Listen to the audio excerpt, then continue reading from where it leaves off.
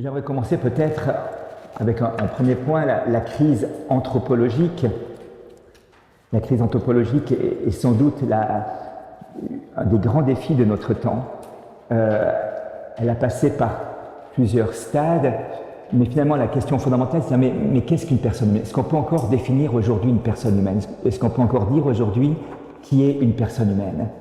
Et l'origine est ancienne, on a longtemps débattu dans la philosophie, dans le monde de ces questions-là, mais ça a pris quand même une tournure toute particulière à partir du XVIIe, XVIIIe siècle et notamment du XIXe siècle. Il y a un arrêt très intéressant ici qui a été rendu par la Cour suprême des États-Unis en 1857, et vous allez voir l'enjeu de cette réflexion.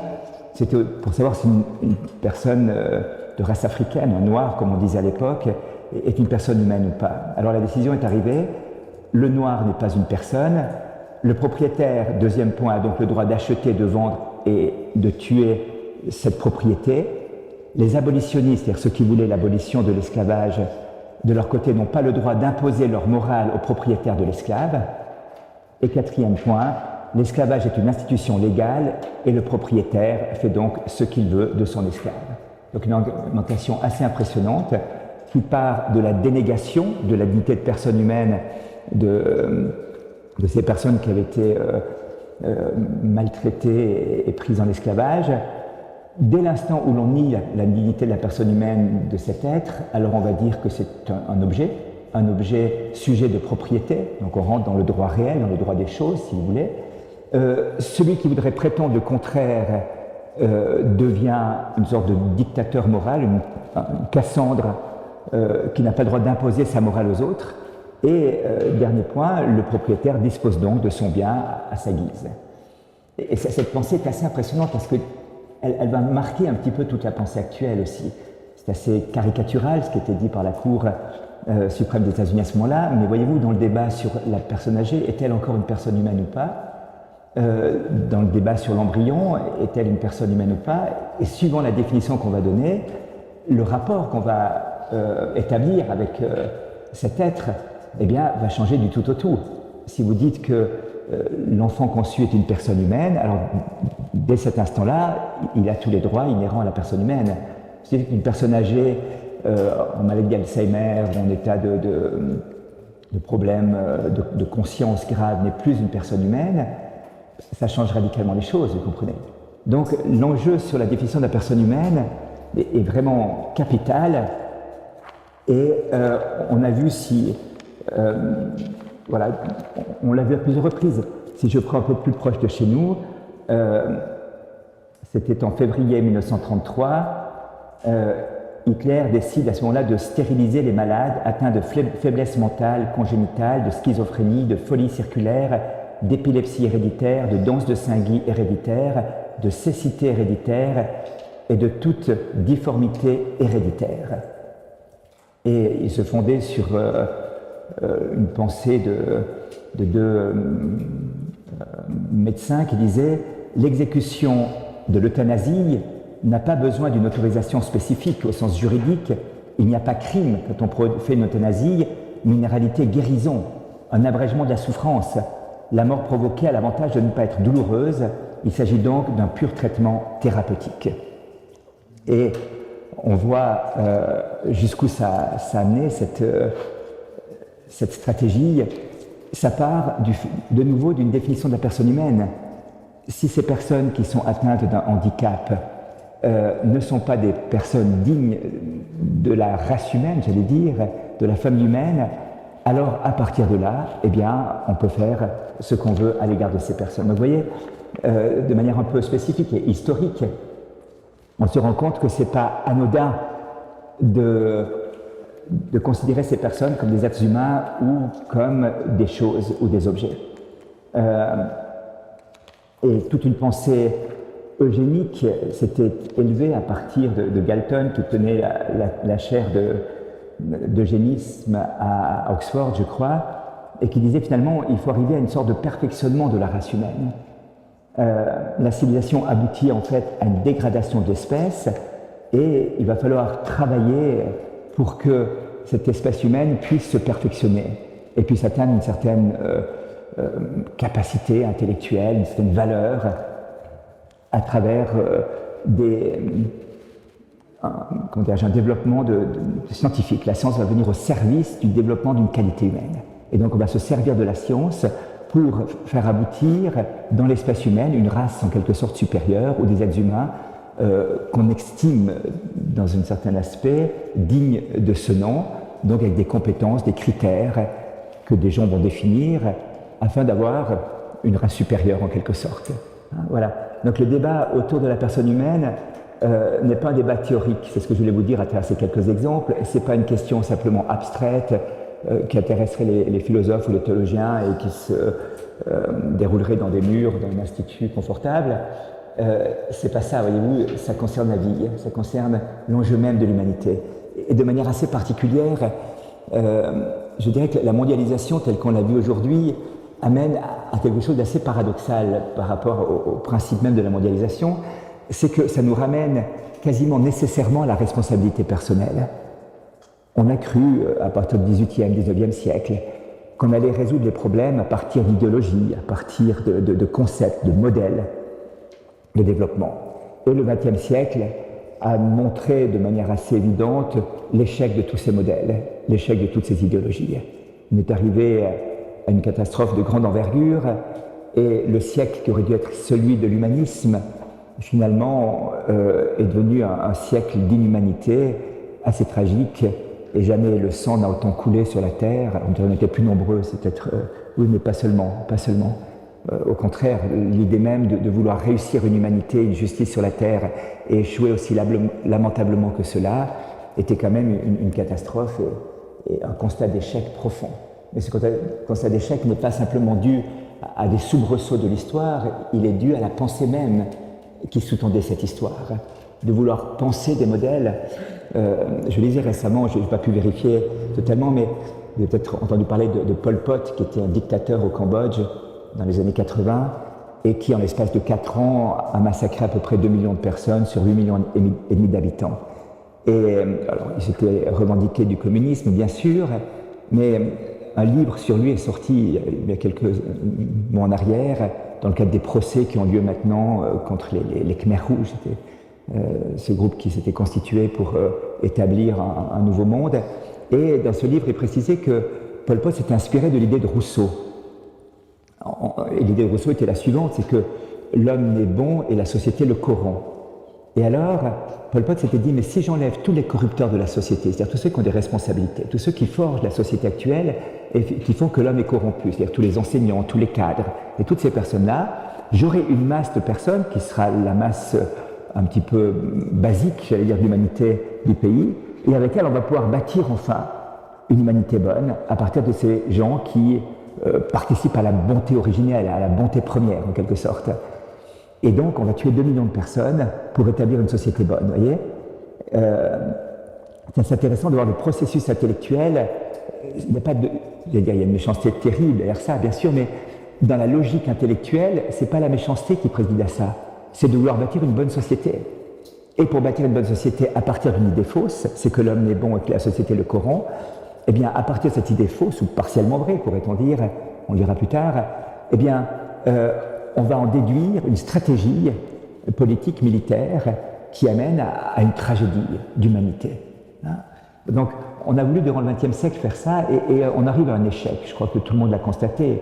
Il y a une très belle encyclique de Benoît XVI qui s'appelle Spe Salvi, Sauvé dans l'espérance, la deuxième encyclique qu'il a écrite, et qui reprend un petit peu cette idée-là, montrant comment une certaine idéologie du progrès a conduit à un échec total. J'en dirai un mot tout à l'heure aussi.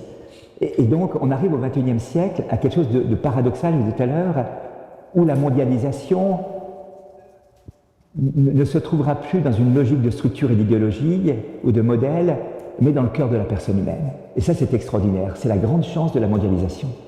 Quelque part, de nous dire, mais aujourd'hui, personne n'a les clés pour bâtir un modèle qui serait capable d'introduire et de coordonner tous les paramètres d'une société mondiale juste, ou d'une société de bonheur. Personne aujourd'hui n'est capable d'envisager un avenir, même à court terme, même du jour au lendemain, j'allais dire, quand on voit l'état de l'économie aujourd'hui, des bourses et tout ça, on se dit, attends, on ne sait plus très bien où on navigue, eh bien, on n'a plus de modèle, on n'a plus d'idéologie capable de penser la globalisation. Et du coup, je crois que c'est une chance. On devrait arriver à la conclusion que finalement, il n'y a d'humanité que dans les êtres humains qui la composent. Non pas qu'il ne faille pas des structures, non pas qu'il ne faille pas un certain nombre de modèles, c'est pas ce que je veux dire. La société humaine a besoin de se coordonner, il y a besoin d'un certain ordre social, et l'ordre social passera nécessairement par des structures politiques, économiques, d'abord familiales, associatives, politiques, économiques de différents ordres. Donc, c'est pas ça que je veux dire, mais ce sont des personnes qui forment les structures, voyez-vous. Ce sont des personnes qui sont derrière l'État, le gouvernement, telle entreprise a licencié 200 personnes. Oui, mais il y a bien une personne qui a pris la décision. Alors bien, cette personne a été manipulée, pressée par les actionnaires qui devaient dire que oui et non, oui et non. Oui, sans doute, parce qu'elle n'était pas seule en jeu dans cette décision qu'elle va prendre, mais ultimement, elle pose un acte définitif qui va être déterminant. Et c'est cet acte-là qui va être marquant. Hein. On a vu ça pendant le massacre au Rwanda, où des gens refusaient de déclarer leur ethnie en disant « moi je suis un être humain ». Certains ont été plus loin en disant « moi je suis prêtre catholique, je suis religieuse catholique, et j'appartiens pas à une ethnie particulière, j'appartiens à l'humanité ». Et ces gens qui sont là sont mes frères et sœurs en humanité. Et par conséquent, eh bien, au titre de mon humanité, je refuse de rentrer dans cette logique-là. Et certains sont fait massacrer par les gens de leur propre ethnie parce qu'ils se revendiquaient de cette commune humanité qui dépassait les distinctions ethniques. Hein, donc ils ont eu le courage, à un moment donné, d'affirmer non pas leur identité par une appartenance à un groupe, mais leur identité par leur appartenance à la famille humaine, qui dépasse et qui transcende toute appartenance à des groupes. Ethniquement, vous voyez l'enjeu qui se situe derrière la question anthropologique, elle est profonde. Elle est profonde d'un point de vue sociologique, d'un point de vue sociétal, d'un point de vue culturel en général, politique, économique. Elle est aussi essentielle du point de vue personnel, parce que finalement nous appartenons à cette famille humaine. Il n'y a rien de plus élémentaire que de faire l'expérience de notre humanité. Vous êtes là, vous rencontrez d'autres personnes, vous vous retrouvez dans la solitude, vous pensez, vous réfléchissez, vous agissez. C'est en tant qu'être humain que vous posez tous ces actes. On verra aussi plus tard. Et en même temps, mais qui suis-je? Qui suis-je? C'est quoi mon humanité? Est-ce que c'est le modèle que je me suis construit pour paraître aux yeux du monde, pour me prémunir des autres, pour me défendre parfois? Est-ce que c'est l'imitation de certains modèles qui me frappent, qui m'intéressent et que j'essaie de reproduire? Ou bien ma vraie personnalité, ce que je pourrais devenir à moi-même? J'étais un jour dans un bistrot, puis il y avait 5 jeunes qui étaient là. Ils avaient tous le même look, tous noirs, habillés en noir, les mêmes Santiago, les mêmes piercings. Un avait 2 piercings de plus, je pense qu'il était le boss, comme ça, partout. Ils fumaient les mêmes cigarettes et buvaient la même bière. Et puis, ils étaient en train de critiquer l'armée, comme ça. Moi, je suis sur la table à côté, et puis ils parlaient tellement fort que je me tourne vers eux à un moment donné, puis j'écoutais. Moi, pour l'armée, j'allais à contre, ni pour, mais enfin, ça m'étonne de la critiquer comme ça, parce que déjà prêt pour l'armée. Comment ça, on est prêt pour l'armée? La discussion s'est engagée. Je dis, vous avez vu le look que vous avez tous le même uniforme. Vous fumez tous les mêmes cigarettes, vous buvez la même bière, vous avez tous le même langage et tous la même pensée. Personne n'ose dire autre chose que ce que l'autre dit, et vous le répétez, vous rajoutez une couche par-dessus, et comme ça. Moi, il me semble que vous êtes tout à fait prêts pour l'armée, vous êtes vraiment des clones parfaits, prêts à obéir à tout ce qu'on vous dira de faire, en fonction du leader qui vous commandera. Alors, on a commencé à une discussion assez tendue, vous voyez. Je n'avais pas le même look que... Et alors, à ce moment-là, j'ai dit, je m'en fous de ton look, tu vois, un piercing ici, bon, c'est pas très confortable, enfin, c'est notre débat, mais la question fondamentale, c'est qu'est-ce qu'il y a derrière ton look? Qu'est-ce qu'il y a derrière ton apparence? T'es qui? Tu es qui? Quand tu es seul, chez toi, tu es qui? Tu sais qui tu es? Quand tu n'es pas dans le groupe, est-ce que tu sais comment tu t'appelles? Ton prénom, tu le connais, bien sûr, ton nom, tu le connais, mais ton identité profonde, qu'est-ce qui te fait vivre? Qu'est-ce qui te fait exister? Qu'est-ce qui fait que ta vie sur la Terre a un sens? Est-ce que vous savez ça? Et là, il y a un grand silence. Et le débat s'approfondit de manière assez intéressante. Ça n'a pas été très très loin autour de la bière, je peux vous dire. Il y a déjà quelques-unes qui étaient déjà quelques cadavres au bord de la table, donc à un moment donné, l'esprit s'obscurcit au fur et à mesure que la quantité de bière s'ingurgite. Mais je trouve que c'est important, voyez-vous, hein, donc à la fois la personne humaine comme débat sociétal, je vais dire de société, mais aussi la personne humaine pour moi-même. Qui suis-je? Comment je vais me construire? Quel est le mode d'emploi du bonheur? Est-ce qu'il y en a un déjà? Est-ce qu'il y a un bonheur unique ou est-ce qu'il y a plusieurs bonheurs? Est-ce que chacun fait son bonheur? Est-ce que chacun a son mode d'emploi du bonheur? Ou bien est-ce qu'il y aurait un mode d'emploi du bonheur qui pourrait correspondre à la famille humaine tout entière? Auquel cas, il y aurait une unité plus profonde de la famille humaine qui permettrait de se retrouver au-delà des apparences. Alors, un petit mot aussi dans cette crise anthropologique, un cri le premier qu'il avait crié, vous savez, c'est Jean-Paul II. Sylvain Chartrand vous a fait mention de ça tout à l'heure, en disant finalement, Jean-Paul II avait compris l'enjeu, avait compris que la grande crise de l'humanité était une crise anthropologique. C'est à partir de c'est un ami qui me téléphonait, je me suis donné des cours cette année, et qui venait de parler avec Jean-Paul II, et à qui Jean-Paul II avait dit « mais la crise est anthropologique, il faut faire quelque chose pour l'anthropologie ». Et comme on nous proposait cette maison, moi ça fait tilt immédiatement, je dis voilà, Institut d'anthropologie à Bourguillon, à Fribourg. Ensuite il y a eu quelques étapes pour construire ça, mais c'était l'idée fondatrice de ça. Et Benoît XVI, reprenant cette idée-là, disait « la science de l'homme, c'est-à-dire l'anthropologie, est la plus nécessaire des sciences aujourd'hui ». Il le disait en janvier 2008, devant l'Académie pontificale des sciences sociales, en disant véritablement, il va falloir repenser l'homme humain. L'homme n'est pas le fruit du hasard, dit-il, ni d'un faisceau de convergence, ni de déterminisme, ni d'interaction physico-chimique. Il est un être jouissant d'une liberté qui, tout en prenant en compte sa nature, transcende cette dernière et qui est le signe du mystère d'altérité qui l'habite. C'est dans cette perspective que le grand penseur Pascal disait que l'homme passe infiniment l'homme.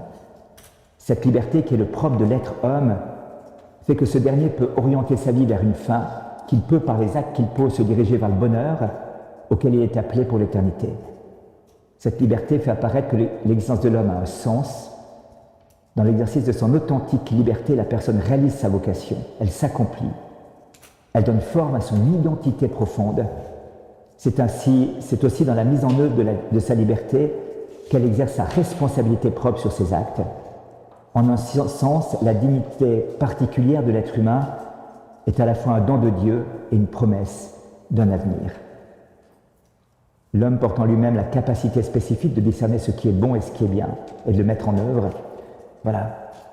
Donc, une réflexion profonde sur la personne humaine,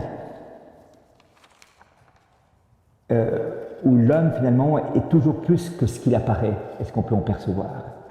Et il y a un mystère de la personne humaine, non pas seulement de l'ordre intellectuel, mais de l'ordre existentiel.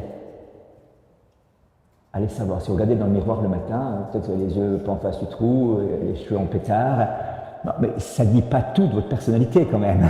Et même le soir, en plein midi, vous pouvez continuer, il y a quelque chose qui dépasse. Et des fois, on est là, on se dit, mais attends, mais je ne me comprends pas tellement. Et rassurez-vous, vous n'êtes pas le seul, puisque Saint Paul déjà disait, il y a des choses que je ne comprends pas. Je ne fais pas le bien que je voudrais, puis je fais le mal que je ne voudrais pas. Ça n'arrivait qu'à Saint Paul, ça ne nous arrive pas, bien sûr. Hein. À Saint Paul, il arrivait des choses comme ça, vous imaginez. Il ne faisait pas le bien qu'il voulait, et il faisait le mal qu'il ne voulait pas. Il dit, mais qui me délivrera de cette loi de la chair, en quelque sorte, de cette loi du péché qui m'habite? Et dans son voyage en Angleterre, l'année dernière, Benoît XVI avait repris cette chose-là en disant « L'éducation ne doit jamais être considérée selon une optique purement utilitaire. Il s'agit de former la personne humaine en lui donnant le bagage nécessaire pour vivre pleinement sa vie. En bref, il s'agit de transmettre la sagesse. »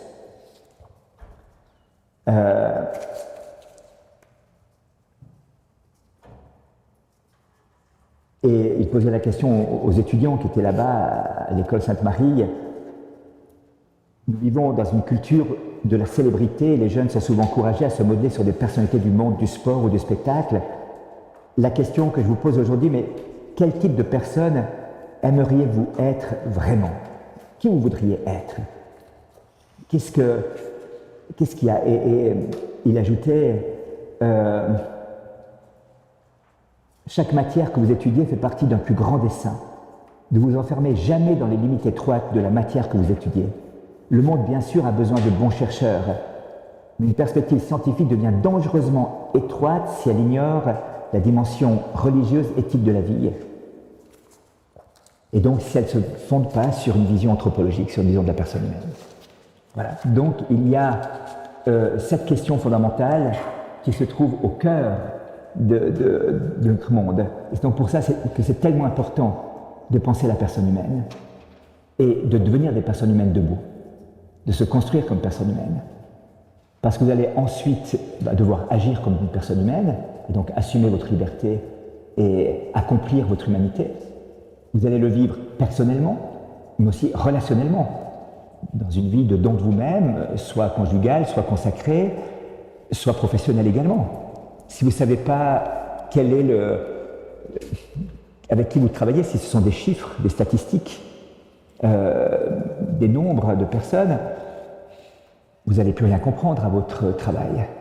C'est un ami chef d'entreprise qui me racontait qu'un jour, il dirigeait une succursale suisse d'une grande entreprise américaine, et puis le patron, le CEO américain vient visiter l'entreprise, les choses se passent bien, puis le vendredi soir, juste avant de rentrer dans sa voiture et de partir, il lui dit à propos, pour lundi, vous en mettez 10% à la porte.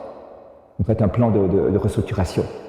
Il dit, attendez, ça ne va pas, on a passé le week-end ensemble, enfin le vendredi ensemble, on a passé tout ce temps, on a discuté d'un tas de choses, vous avez vu les chiffres, vous avez vu la rentabilité, vous avez vu le fonctionnement, pas un mot là-dessus, avant de partir, vous me dites une chose pareille, mais attendez, prenez un peu de temps et on va discuter, c'est pas normal de faire comme ça.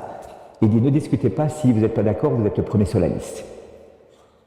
Alors c'était assez rude, vous comprenez, et alors il téléphone à des amis, chefs d'entreprise aussi, il leur dit, voilà ce qui m'est arrivé, c'est incroyable, qu'est-ce que vous pensez? Ces amis ont eu cette réflexion assez intéressante, ils leur dit, écoute, il y a deux possibilités. Si tu es prêt à porter ton job, on passe le week-end, on va au chalet, et puis on réfléchit à une réponse à apporter à ton PDG. Si tu n'es pas d'accord de perdre ton job, on va jouer au golf tout le week-end, on oublie tout. Lundi, tu appelles ton DRH, ton directeur des relations humaines, et tu lui mets sur le travail en disant, voilà, pour ce soir, donnez-moi un plan de restructuration.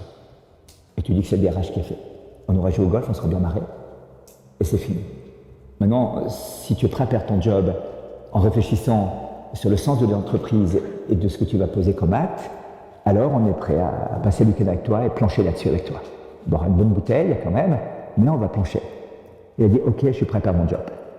Donc ils sont partis au chalet, ils ont passé tout le week-end à travailler sur cette question-là.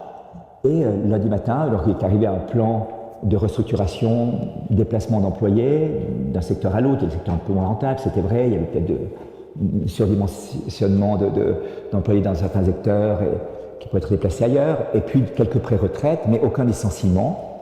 Et il envoie à son patron le lundi matin ce projet de restructuration, avec en copie, si ce projet n'est pas accepté, vous avez ma lettre de démission, comme ça vous évitera de me donner le congé. Et il reçoit le soir, en retour de fax, la proposition avec un grand OK à travers, sans autre commentaire, sans rien d'autre. Et donc voilà, il est resté à son poste en ayant pris le risque. Hein, mais son idée, c'était, tiens, il y a des personnes humaines là derrière. Des personnes humaines. Et je ne suis pas avec des chiffres, je ne suis pas en train de jongler avec des chiffres, des statistiques de rentabilité, des choses comme ça. Je suis en train de travailler avec des personnes humaines et des collaborateurs humains. Et comment est-ce que je vais maintenant penser ma responsabilité à l'égard de ces personnes, tout en sachant très bien qu'une entreprise doit être rentable parce qu'autrement tout le monde est au chômage et que voilà, il y a un monde compétitif quand même assez important dans lequel il va falloir s'insérer aussi. Donc il y a des contingences, des difficultés qui sont là.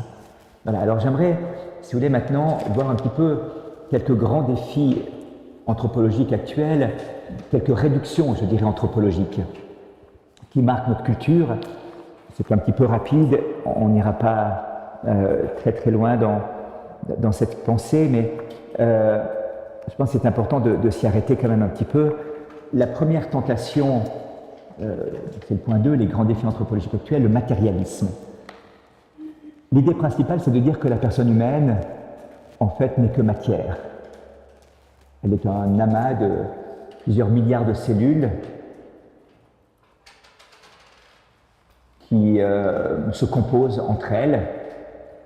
Vous savez qu'on a à peu près entre 75 000 à 100 000 milliards de cellules dans le corps, c'est pas mal pour un adulte. Et voilà, il y a un agencement de ces cellules qui est assez intéressant d'ailleurs, on en parlera quand on parlera du corps humain.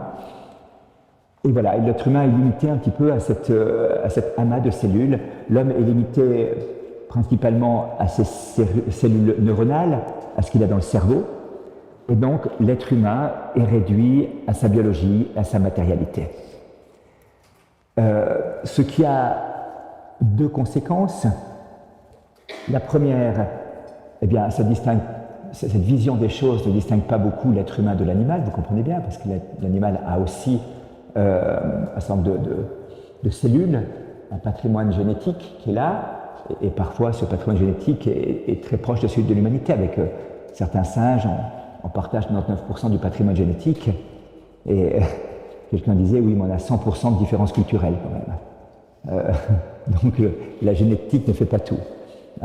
Voilà. Et puis, ça peut aussi dire une chose, donc où est la frontière entre l'homme et l'animal? Et là, il y a tout un courant d'ailleurs, qui a été développé par un philosophe qui s'appelle Peter Singer, qui est australien mais qui enseigne à Princeton aux États-Unis, et qui dit finalement la distinction entre l'homme et l'animal n'a plus de raison d'être aujourd'hui. La vraie distinction, c'est entre le sujet sensible et le sujet insensible. Donc c'est dans la capacité de souffrir et la capacité d'autonomie que va se situer la différence entre les êtres, j'allais dire les êtres supérieurs. Et donc, dit-il précisément, un chimpanzé ou un cochon se rapproche bien plus du modèle d'être autonome et rationnel qu'un nouveau-né. Et s'il fallait choisir entre un petit cochon à 6 mois ou un être humain à 6 mois, le degré d'autonomie et de sensibilité du petit cochon étant supérieur à celui de l'être humain, il va alors choisir la vie du petit cochon contre l'être humain. Il propose d'ailleurs, 1 mois me semble un délai raisonnable accordé aux parents pour décider si leur bébé doit continuer à vivre ou non, donc après la naissance. On ne parle pas d'avortement là, c'est après la naissance, une fois qu'on a ce produit de conception qui est entre vos mains, qu'on appelle nous un enfant, on va se poser la question pendant 1 mois, est-ce qu'on va le garder ou pas? Est-ce qu'on jette ou est-ce qu'on garde? Alors après, les critères avec lesquels on va décider sont très subjectifs. Est-ce qu'il correspond au projet parental? Est-ce que les yeux correspondent à ce qu'on attendait? Est-ce que peut-être qu'il y a des problèmes de développement? Est-ce que ça crie un peu trop la nuit? C'est un maman qui rentre de la maternité un jour et puis il y avait un enfant de 3 ans et le petit bébé pleurait sans cesse. Puis à un moment donné, la maman dit il faut que j'aille le changer. Et le grand frère dit t'as raison maman, change-le et prends-en un qui pleure moins.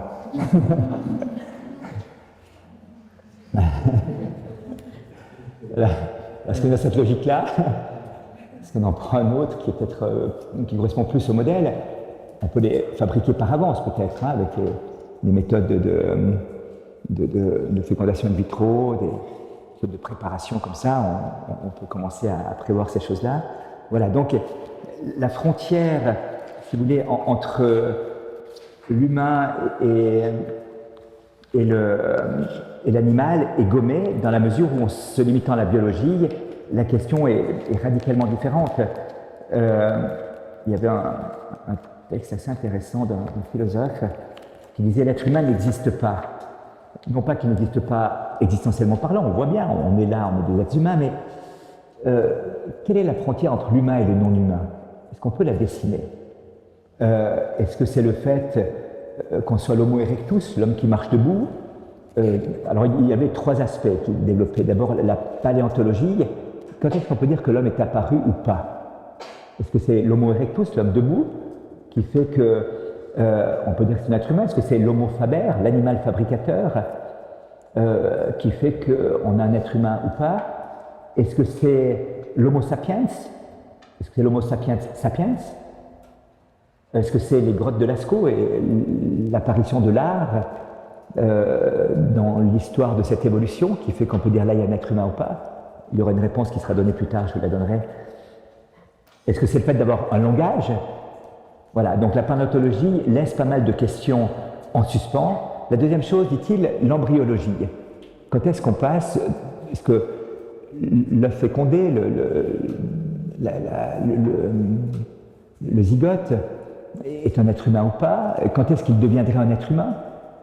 Est-ce qu'il faut une certaine complexification matérielle pour que ça devienne un être humain ou pas? Vous voyez, là on a des questions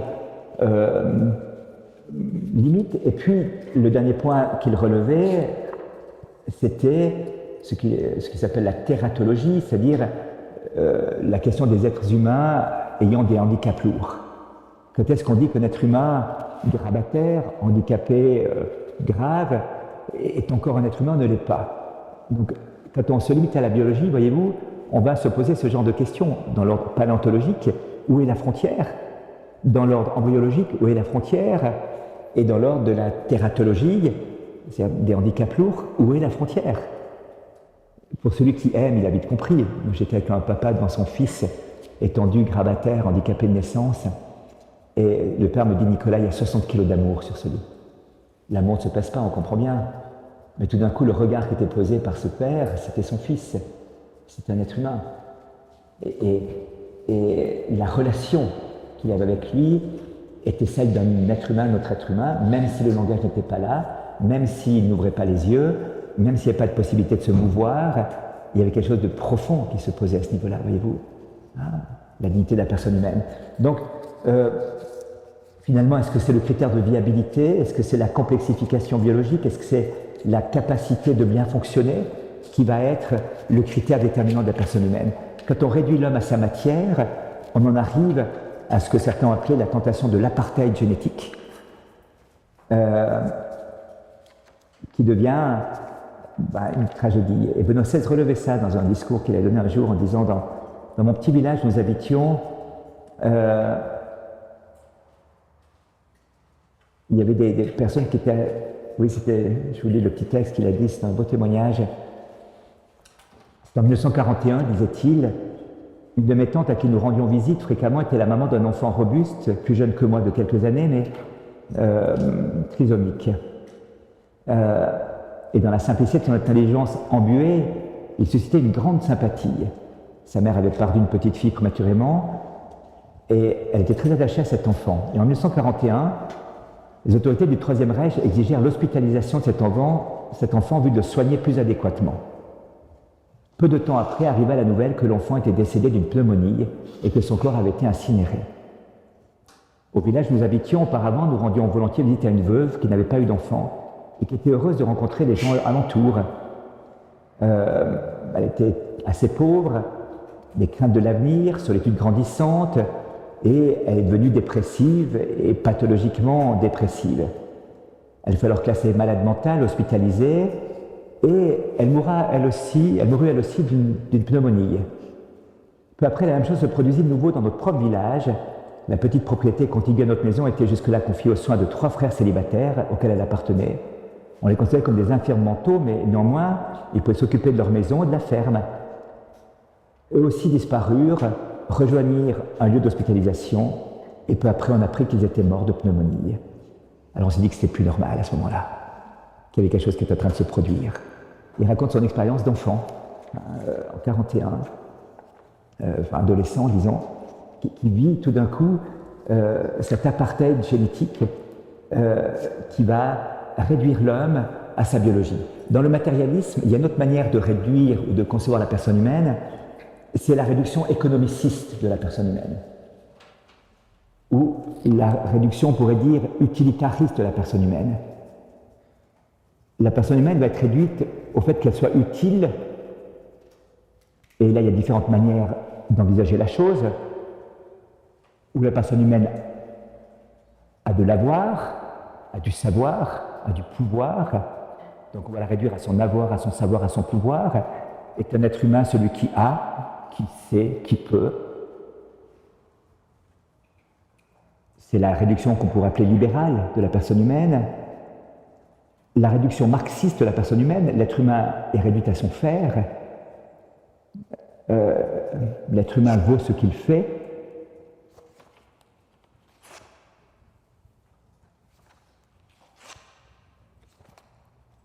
Et donc si la personne humaine ne peut pas faire, pas encore faire ou plus faire, elle perd en quelque sorte la dignité d'être humain, si vous voulez, de faire ça.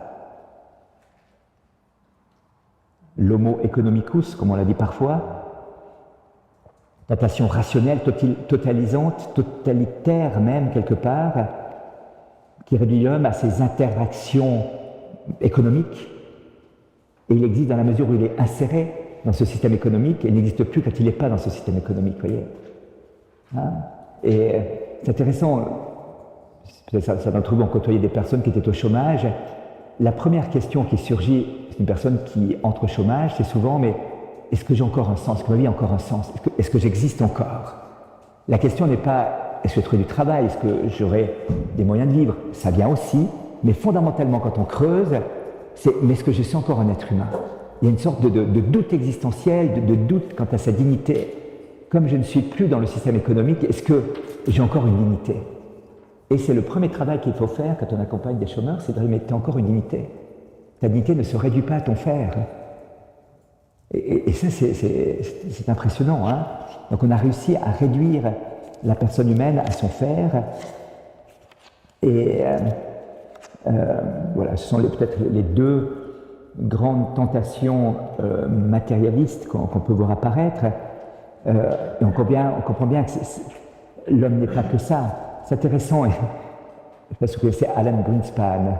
Alan Greenspan était le président de la Fed, de la Réserve fédérale américaine, donc le grand argentier des États-Unis. Il y a quelques ans en arrière, c'est Bernanke qui l'a remplacé maintenant.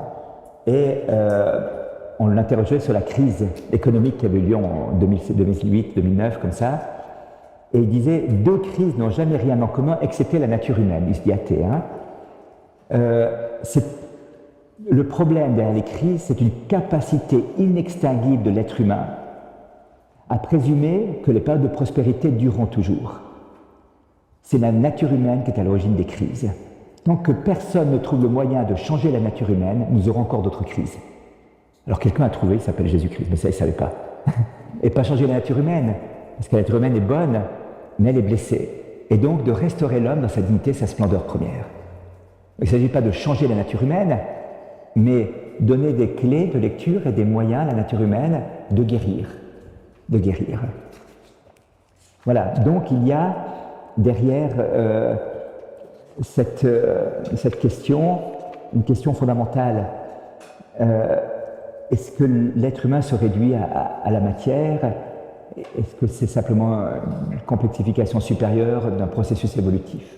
Ou est-ce qu'il y a autre chose dans la nature humaine? Alors, il y a quelques éléments de réponse qui nous sont donnés aujourd'hui. Hein, dans les neurosciences, on se dit, tiens, mais l'homme n'est pas que neuronal. Il y a des gens comme Jean-François Lambert, comme des gens comme Ben Libet, qui ont découvert qu'il y a quelque chose dans l'homme qui passe le cerveau. Le droit de veto, ça s'appelle le droit de veto. C'est qu'il y a un moment donné, quand une personne prend une décision, le cerveau se met en route, parfois avant, parfois après la décision, mais quand la personne arrête le processus, le cerveau continue à travailler pendant un certain temps. 0,2 secondes, c'est pas beaucoup, mais ça fait quand même une différence.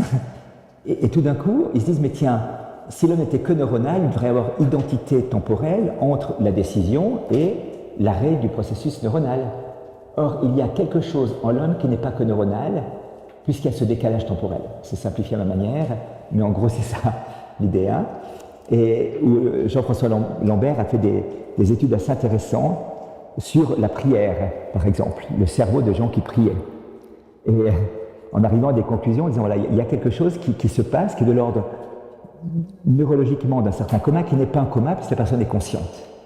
Donc il y a quelque chose en l'homme qui se produit, qui ressemble à un coma, mais qui n'a pas du tout les symptômes, qui a le symptôme cérébral et neurologique du coma, mais qui n'est pas un coma, puisque la personne est consciente et qu'elle sait parfaitement ce qu'elle fait à ce moment-là.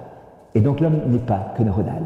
Enfin, voilà, des conclusions. On ne peut pas dire encore qu'il y a plus. Il y a une neurologue très intéressante, Laura Bossi, qui a écrit un livre passionnant sur l'histoire naturelle de l'âme, et qui montre, en tant que scientifique, que neurologue, que l'homme n'a pas qu'une dimension biologique, mais une dimension spirituelle qui est là, qu'il y a quelque chose en l'homme qui n'est pas réduit à la biologie de la personne humaine. Il y a un ethnologue, un sociologue, Robert Coles, qui a écrit un livre sur la vie spirituelle des enfants. Et il était parti de l'idée que, finalement, les enfants avaient une vie spirituelle en raison du climat sociologique dans lequel ils baignaient. C'est-à-dire qu'à force d'être éduqué, d'être formaté, j'allais dire, à la prière depuis tout petit, au nom du Père et du Fils et du Saint-Esprit, je vous salue Marie, bon très bien. Alors, ils sont formatés. Et donc, la religion n'est qu'un produit de la sociologie. Et il fait ses études avec son fils, il est allé chez les Esquimaux, chez les Inuits, il est allé en Afrique, dans différentes tribus, il est allé dans le Bronx, il est allé en Australie, et il s'est rendu compte au bout de 2 ans de recherche que des enfants qui avaient des contextes familiaux radicalement différents, des contextes culturels radicalement différents, exprimaient une expérience spirituelle identique, soit par le dessin pour ceux qui ne savaient pas parler, soit par des mots pour ceux qui savaient déjà parler. Et que cette expérience spirituelle qu'ils avaient était complètement indépendante du contexte socioculturel dans lequel ils baignaient. Et donc il y avait au cœur de l'enfant une vision unique qui était une expérience de Dieu que l'enfant faisait, indépendante du contexte socio-culturel et familial dans lequel il baignait. Et donc il a changé complètement sa perspective d'étude et a conclu que c'était ça. Au niveau économique, on a beaucoup parlé du quotient intellectuel, on demandait, il n'y avait plus que ça qui comptait. Quel est ton QI? Dis-moi quel est ton QI, je te dirai qui tu es. Il est arrivé à 159, 162, waouh, génial! On s'est rendu compte que des gens qui avaient un QI élevé, finalement, étaient incapables de relationnalité, ne pouvaient pas travailler dans une équipe, étaient des personnes avec un trouble comportemental extrêmement grave, et donc on a développé, c'est Goldman qui a développé cette idée-là, mais d'autres personnes aussi, le QE, le quotient émotionnel. C'est-à-dire la capacité d'empathie, la capacité de relationnalité, la capacité de faire des concessions dans un groupe de travail, ce qui est nécessaire à toute collaboration humaine. Et puis on s'est rendu compte maintenant, ces travaux assez intéressants aux États-Unis, qui ont été faits notamment par Margaret Benefield, par Theodore Malloch-Roosevelt, des gens comme ça, qui ont dit mais c'est pas suffisant, le QI et le QE, il faut encore le QS, le quotient spirituel. C'est-à-dire que si une personne, et ça d'un point de vue expérimental dans l'entreprise, en disant, si une personne n'a pas des principes et des valeurs qui permettent une certaine prévisibilité de son comportement, eh bien cette personne n'est pas fiable, ne peut pas travailler avec elle. Elle va voguer au gré des opinions, au gré des circonstances, et finalement, à un moment donné, il va y avoir des conséquences graves. Donc il faut que la personne ait un certain QS, c'est-à-dire des principes, des valeurs, qui la gouverne aussi bien dans sa vie privée que dans sa vie professionnelle, et qui n'entame en rien le génie créatif que la personne doit avoir, mais qui la rend prévisible quant à sa façon de travailler et aux principes qui dirigent son action. Et bien on a retrouvé QI, QE, QS, 3 dimensions de la personne humaine. Donc je vais dire, ce qu'on a voulu évacuer par la bande, par la théorie, explose aujourd'hui au visage par la pratique en disant mais il manque quelque chose vraiment. Il faut revenir à d'autres réalités. Voilà, donc réduction matérialiste de la personne humaine qui est une tentation profonde de notre temps et finalement on ne sait plus très bien qui est l'être humain. On ne sait plus distinguer de l'animal et on ne sait plus comment appartenir à la famille humaine. La dérive émotionnelle, c'est une chose assez intéressante. L'idée de Pascal était « je pense donc je suis ». Tout un courant depuis le XVIIIe siècle avait insisté sur la rationalité de l'être humain, et ce qui était partiellement juste et intéressant. Et puis finalement, ce rationalisme excessif a conduit petit à petit à une sorte d'émergence d'un cœur qui n'avait pas sa place là-dedans. Et une sorte de sensibilité s'est éveillée, le romantisme, et on est arrivé en quelque sorte aujourd'hui à ce qu'on a appelé une dérive émotionnelle. C'est un philosophe, Jean Romain, qui a écrit un livre, La dérive émotionnelle, où, comment s'appelle-t-il, qui va vous donner des cours ici aussi, Michel, j'oublie son nom, ça me reviendra, qui a écrit un livre très intéressant sur cette confusion de l'émotionnalité, en disant finalement que l'expérience réflexive aujourd'hui de l'être humain n'est plus de l'ordre cognitif, c'est-à-dire de l'ordre de la connaissance, mais de l'ordre du ressenti, de l'ordre affectif et émotionnel. C'est-à-dire que ce qui va m'intéresser, m'importer, c'est le ressenti émotionnel que je vais éprouver en face d'un événement. Et on a transformé un petit peu la phrase de Pascal, je pense donc je suis, avec je sens donc je suis. De sorte que finalement, on va être dans l'émotionnalité, dans le ressenti. Et si je ne ressens pas, il me semble que je n'existe pas. Alors, Michel Lacroix, c'est son nom, qui a écrit ce livre, est très intéressant parce qu'il distingue, je ne sais pas si son module sera là-dessus d'ailleurs cette fois-ci, mais l'émotion choc et l'émotion contemplation. L'émotion choc était, c'est ce qui fait monter l'adrénaline, ce qui provoque ce sursaut en quelque sorte, où il me semble que je vibre à ce moment-là. La vie me pénètre de tous mes sens, de toute ma sensibilité. Et on est en recherche permanente de cette émotion choc. Parce que ça devient une accoutumance. J'ai besoin de cette émotion choc permanente, soit dans le sport extrême, soit dans des visualisations de films extrêmes. Il racontait que le premier film qui a été tourné dans l'histoire de l'humanité, les films des Frères La Lumière, quand ils l'ont présenté, c'est l'entrée d'un train dans la gare de La Ciotat. Et donc, le train est arrivé, les gens sont sortis, sont cachés sous les sièges. Tellement c'était inimaginable de voir quelque chose qui n'était pas réel. Le virtuel était impensable à la fin du XIXe siècle. Aujourd'hui, le réel est impensable à l'heure du virtuel, en quelque sorte. Hein. Des enfants, il y a eu un meurtre en Angleterre d'un enfant de 3 ans qui a tué un autre.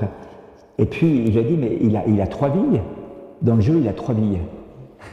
Il dit, non, il n'y a qu'une vie dans le réel, tu vois, il n'y a pas 3 vies. Ah, il dit, mais non, mais dans le jeu, je vous jure, il a 3 vies, il peut recommencer. Ben non, là, il ne peut plus recommencer.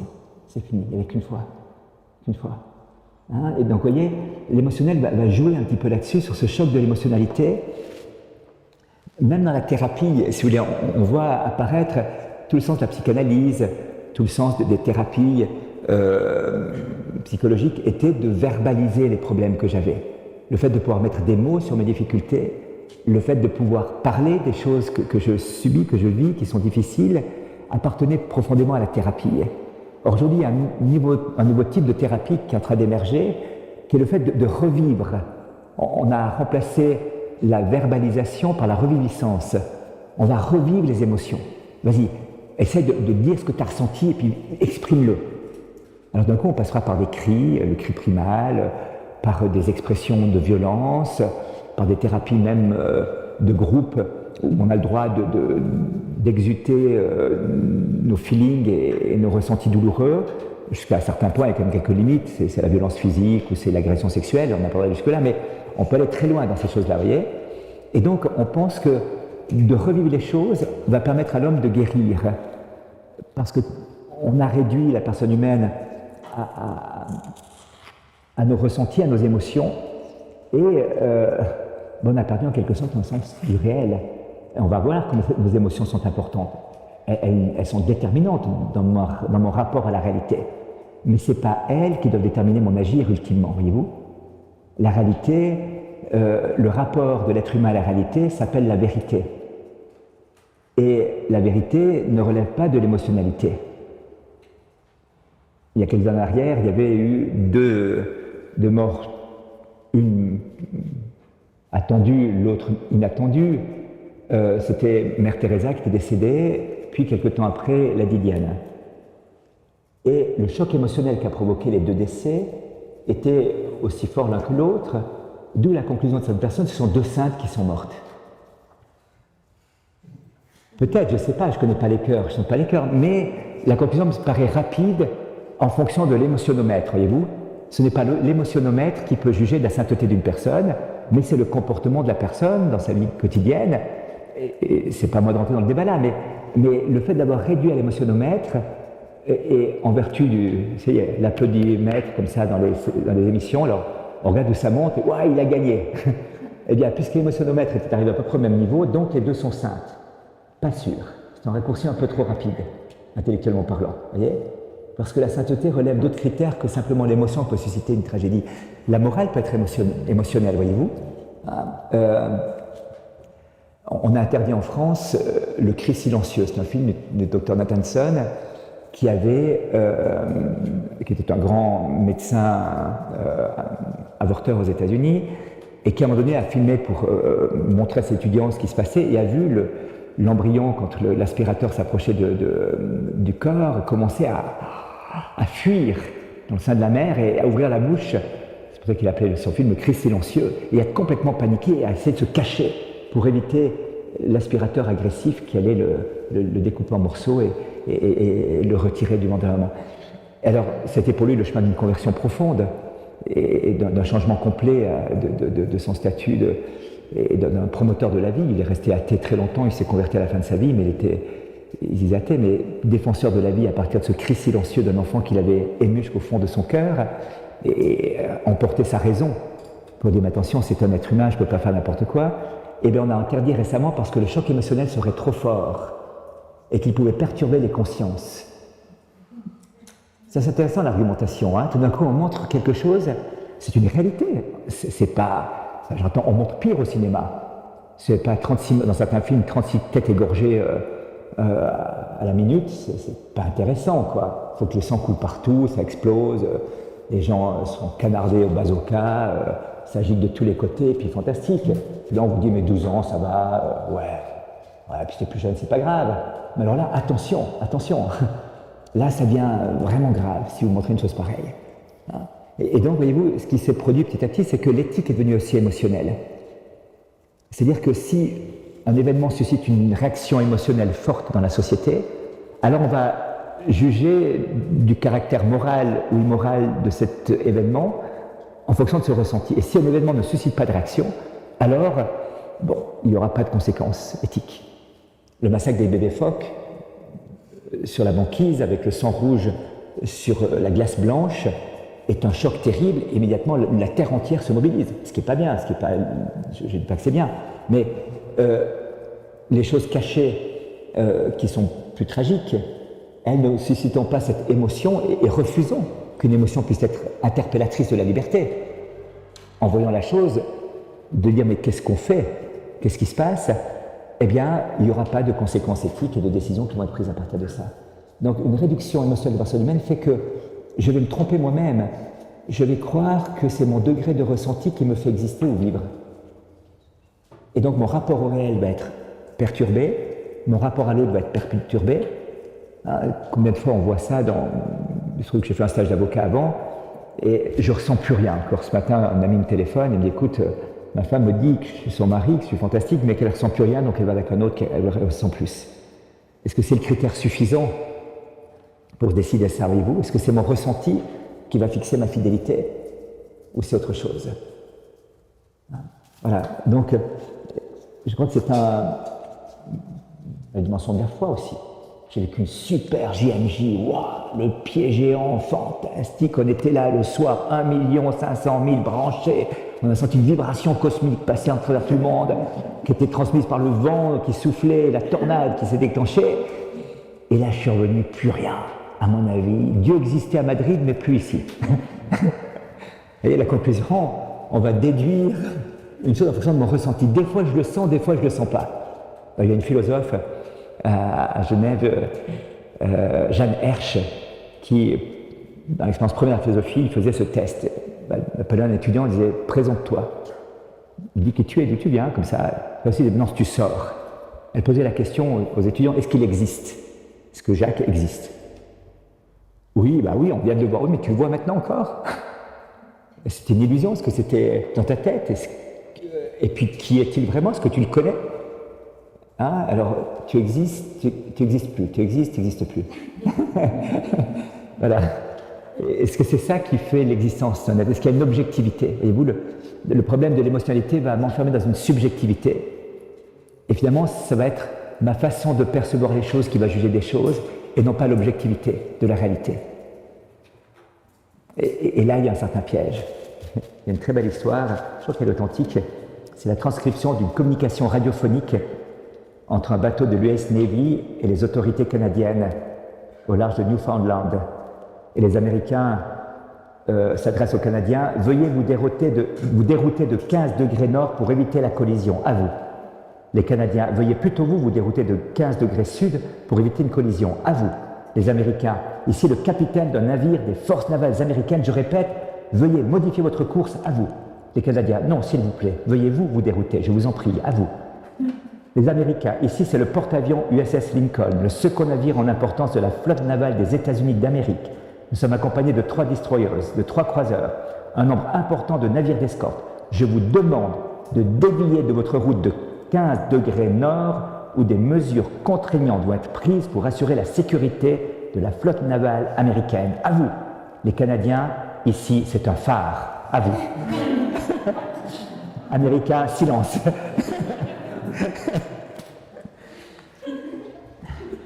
La différence entre le réalisme et le subjectivisme, vous voyez? Et la réalité a l'art de nous rattraper un jour ou l'autre, voyez-vous? Je ne peux pas vivre dans le subjectivisme, je peux vivre un certain temps, mais si je reste dans le subjectivisme, la réalité nous rattrape. Voilà, donc vous avez compris un petit peu ce que j'entends par la réduction de l'homme à son ressenti, qui fait que toute la dimension spirituelle de la personne humaine, la raison et la volonté, est exclue en quelque sorte. Donc l'homme devient en quelque sorte prisonnier de son émotionnalité.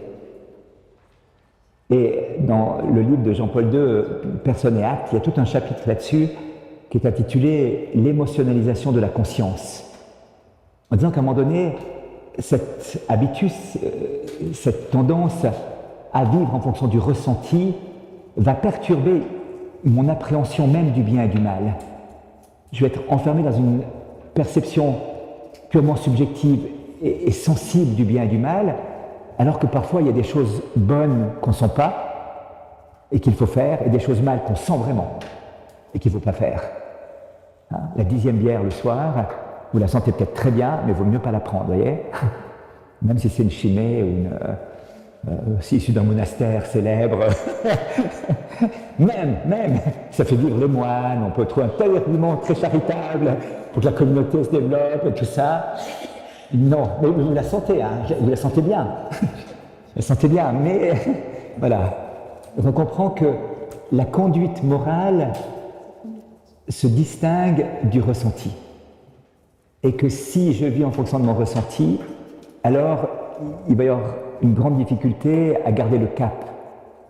Le gouvernail du bateau a comme disparu, c'est-à-dire la raison, et perfectionné par la prudence, on verra ça plus tard, et à ce moment-là, j'irai au gré des vents. C'était, je ne sais plus qui disait ça, personne qui était qui traverse un village sur un cheval au triple galop, et quelqu'un dit « Mais où vas-tu si vite ?»« Je ne sais pas, demande-le à mon cheval. » Quand le cavalier a perdu la maîtrise de son cheval, ça devient problématique, vous voyez. Hein, et finalement, l'homme qui vit selon sa seule émotionnalité a perdu la maîtrise de sa personnalité. Et donc, il est plus maître chez lui, en quelque sorte. Il peut être emporté dans des chemins où il ne pensait pas y aller. Et parfois très vite et plus vite que ce qu'on imagine. Voilà. J'ai souligné un troisième point, l'historicisme. Une réduction historiciste de la personne humaine. C'est plus de l'ordre sociologique, j'allais dire, mais quand même, elle est très importante, vous allez voir pourquoi. À partir du XVIIIe siècle, on a vu naître ce qu'on pourrait appeler, de manière un peu rapide, une sorte d'idéologie du progrès. Le développement des sciences, les perspectives qu'offrait ce monde scientifique nouveau, certaines visions de Dieu comme celui qui donne la chute initiale de l'univers et qui se croise les bras pour laisser l'univers se développer lui-même ou avec l'aide de l'homme, cette prise de pouvoir de l'homme en quelque sorte sur le monde a comment dire, donné une vision un peu idyllique d'un monde parfait qui pouvait naître de ce développement. Et il y a une sorte de sécularisation de ce qu'on appelle l'eschatologie chrétienne, c'est-à-dire de la vision des fins dernières, du paradis. Désormais, on va pouvoir avoir un paradis sur Terre. Attendez un petit peu, il suffit d'un peu de développement scientifique plus précis, on va éradiquer les maladies, on va éradiquer la faim, on va éradiquer les problèmes, on va éradiquer la violence. Il suffit de changer les choses. Et vous allez voir, on va arriver vers une société parfaite. Le monde, la race humaine, disait Emmanuel Kant en 1793, le genre humain a toujours été en progrès vers le mieux et continuera donc à l'être. La race humaine s'avance continuellement en civilisation et en culture comme son but naturel. Voilà. Donc s'ouvrait devant cette humanité des Lumières, en quelque sorte, quelque chose de prodigieux et qu'on peut comprendre à l'époque, quelque part, parce que la science offrait des réponses à des drames que l'humanité a vécu pendant des siècles, sans jamais pouvoir s'en sortir. Tout d'un coup, on avait quelques éléments de réponse qui arrivaient. On arrivait à soigner des maladies, on arrivait à travailler un petit peu la biologie. C'est impressionnant. Alors, on va voir plusieurs penseurs qui vont se rattacher à ce train, Condorcet, qui va développer les 10 étapes de cette avancée triomphale de l'humanité vers la science, la sagesse et le bonheur. On va voir Auguste Comte, le triomphe de la science dans l'état positif, avec les 3 âges de l'humanité, l'âge religieux où l'homme un peu préhistorique avait besoin d'un dieu pour se rassurer, l'âge métaphysique, l'âge de la philosophie, puis enfin l'âge positif que lui-même inaugurait comme grand prêtre et comme seigneur, où l'homme était détaché de ses superstitions préalables et arrive enfin dans une humanité scientifique qu'elle apportait à l'humanité le bonheur qu'elle voulait. La société de justice sans classe de Marx. Marx, c'est intéressant parce qu'il veut cette société de justice sans classe. Mais il se rend bien compte que ce progrès n'est pas aussi inéluctable que ses prédécesseurs l'avaient dit. Parce qu'entre deux, il y a eu la révolution industrielle et il y a eu l'immense prolétariat.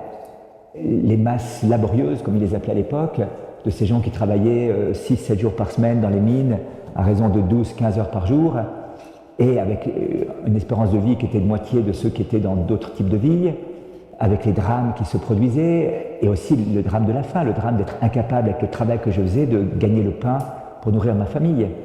Donc, Marx dira, oui, l'humanité est en progrès permanent du bien vers le mieux, mais il faut une phase révolutionnaire entre deux. Et la phase révolutionnaire, ce sera la dictature du prolétariat, et puis ensuite on arrivera enfin à cette humanité parfaite. Turgot et Adam Smith avaient parlé d'une société de richesse, qui serait la perfection totale. Alain Mink, aujourd'hui, parle de la mondialisation heureuse, et José Bové de l'intermondialisme heureux. Voilà, donc cette idéologie marque de manière prégnante notre culture actuelle. On est marqué par une sorte de religion que l'humanité est en progrès nécessaire du bien vers le mieux. C'est inéluctable. Et que si on ne voit pas encore, c'est qu'il suffit de développer un peu mieux les sciences. Vous allez voir, on va guérir ces maladies. Vous allez voir, le vaccin le sida, il suffit d'un vaccin, puis ça sera guéri. Vous allez voir, les questions écologiques, il suffit d'avoir la bonne technologie et ça sera réglé. On ne met pas en cause le comportement humain, on met en cause que la déficience momentanée de la science. Vous n'avez surtout pas de poser des questions éthiques là derrière. Le mode de consommation, le mode de comportement, surtout pas. Là, on devient des moralisateurs, ou alors si on m'en doute l'idéologie du progrès, on commet le péché capital d'être taxé des pessimistes. Vous êtes pessimiste, attention, ou alors là, si on vous dit qu'aujourd'hui il y a peut-être une crise économique qui se prépare plus grave encore que celle de 2008, vous dites, mais attends, tu es un pessimiste. Et il y a un économiste américain, Mark Faber, qui dit que moi je suis un athée économique. Un athée économique, je regarde les chiffres, les faits, et je n'ai pas de credo économique, je regarde la réalité telle qu'elle est. Et je me dis qu'on va vers une catastrophe. Voilà, c'est tout, mais je suis ni optimiste ni pessimiste, je suis réaliste. Je vois les choses telles qu'elles sont. Et voyez-vous, aujourd'hui, être réaliste, si on dit la réalité telle qu'elle est, on est... Ah mais il faut être optimiste, moi je suis sûr que ça ira bien. Et Kant avait compris le problème déjà. Quand il avait développé cette théorie, il disait, mais ça ressemble un petit peu à un médecin au chevet d'un malade incurable, inquiet de l'état de sa santé, et le malade demande au médecin, docteur, comment est-ce que je vais? Et le malade dit à son patient, n'ayez pas peur, ça ira mieux demain. Et le malade meurt d'aller mieux. Parce qu'à un moment donné, il va mourir, son mal est incurable. Et donc la méthode Coué ne suffit pas, la méthode d'autosuggestion, la méthode d'autopersuasion, le fait de dire ça ira mieux demain ne va pas guérir le patient, voyez-vous. Il y a un processus inéluctable qui est là dans son corps qui va l'amener à la mort. Et donc l'idéologie du progrès est une réduction horizontale, matérielle, si vous voulez, d'une espérance profonde du cœur de l'homme qui est l'eschatologie, qui est la fin dernière. en voulant réaliser sur cette terre ce progrès. Alors, pourquoi c'est important au niveau anthropologique? Parce que, quelque part, le fait de dire que inéluctablement la société de science va conduire au bonheur de l'humanité désengage en quelque sorte, déresponsabilise l'homme. La vraie logique, c'est que oui, on a une potentialité énorme grâce aux sciences. C'est simplement prodigieux ce qui nous est donné aujourd'hui. Les thérapies qu'on peut développer, les systèmes de productivité qu'on peut avoir, les logistiques de transport qui permettent d'aller porter secours dans des cas d'urgence à des endroits auxquels on n'avait pas accès auparavant, le fait de pouvoir quelque part empêcher la faim sur la Terre. Enfin, il y a un processus prodigieux qui est développé, l'interconnectivité qu'on peut avoir. Vous êtes là, vous cliquez un mail, à l'autre côté du monde, on reçoit un document en Chine ou ailleurs, s'il n'y a pas eu la censure. Voilà. Et donc, c'est prodigieux, c'est extraordinaire, c'est fascinant, ces choses-là. Oui, mais ça ne va pas déterminer en lui-même le bonheur de l'humanité. C'est-à-dire que ça doit appeler à une responsabilisation. Comment j'utilise ces choses-là? Jean-Paul II se plaignait au Japon, lors d'une de ses visites, que 50% des forces intellectuelles de l'humanité étaient consacrées à tuer l'homme plutôt qu'à le faire vivre. Hein? C'est-à-dire que, voyez-vous, il y a la dimension éthique. S'il y a bien nécessairement une accumulation du savoir qui est un trésor commun de l'humanité, il se poserait tout le droit de la propriété, le droit de la propriété intellectuelle, du know-how là derrière, je ne vais pas entrer dans ce débat-là, mais un progrès quand même prodigieux qui est là, il n'empêche que la responsabilité de chaque génération, de chaque personne, se pose quant à l'utilisation de ce progrès. Comment j'utilise ça? Qu'est-ce que j'en fais? Voyez-vous? Et donc, la question, le progrès, le bonheur de l'humanité ne se jauge pas seulement en fonction du progrès des sciences, mais en fonction de la façon dont les hommes assument à chaque génération ce progrès des sciences. Et donc, la responsabilité est éthique. Et si l'homme se désengage de sa responsabilité par ce processus inéluctable de progrès tel qu'il est défini dans ses idéologies, eh bien on va arriver à une grande catastrophe, voyez. C'est ce qui arrive aujourd'hui. On n'a pas pu imaginer une fois que ça dirait stop. Que le système financier tel qu'il se développe arriverait nécessairement un jour à planter l'économie totale. Que le système de consommation dans lequel nous sommes arriverait un jour à planter la création. Que le système d'immoralité dans lequel nous arrivons conduirait à des tragédies humaines. Que d'avoir perdu le mode d'emploi du bonheur de l'homme, en rejetant l'éthique et la morale, conduirait à une société malheureuse, dépressive. Les statistiques viennent de sortir maintenant. 1/3 de la population européenne souffre de troubles psychologiques ou psychiatriques. 1/3 de la population européenne. C'est quand même, c'est l'OMS qui vient de sortir ça maintenant. C'est quand même assez impressionnant, hein. C'était qui engendre tant de souffrance. On dit, mais oui, avant, il y avait un psychiatre, on avait découvert qu'à Genève, il y avait 500 000 consultations psychiatriques par année pour 400 000 habitants. On disait au psychiatre, c'est quand même beaucoup, vous ne trouvez pas? Il dit, non, non, ça montre que les gens prennent en main leur santé. Peut-être, mais peut-être pas.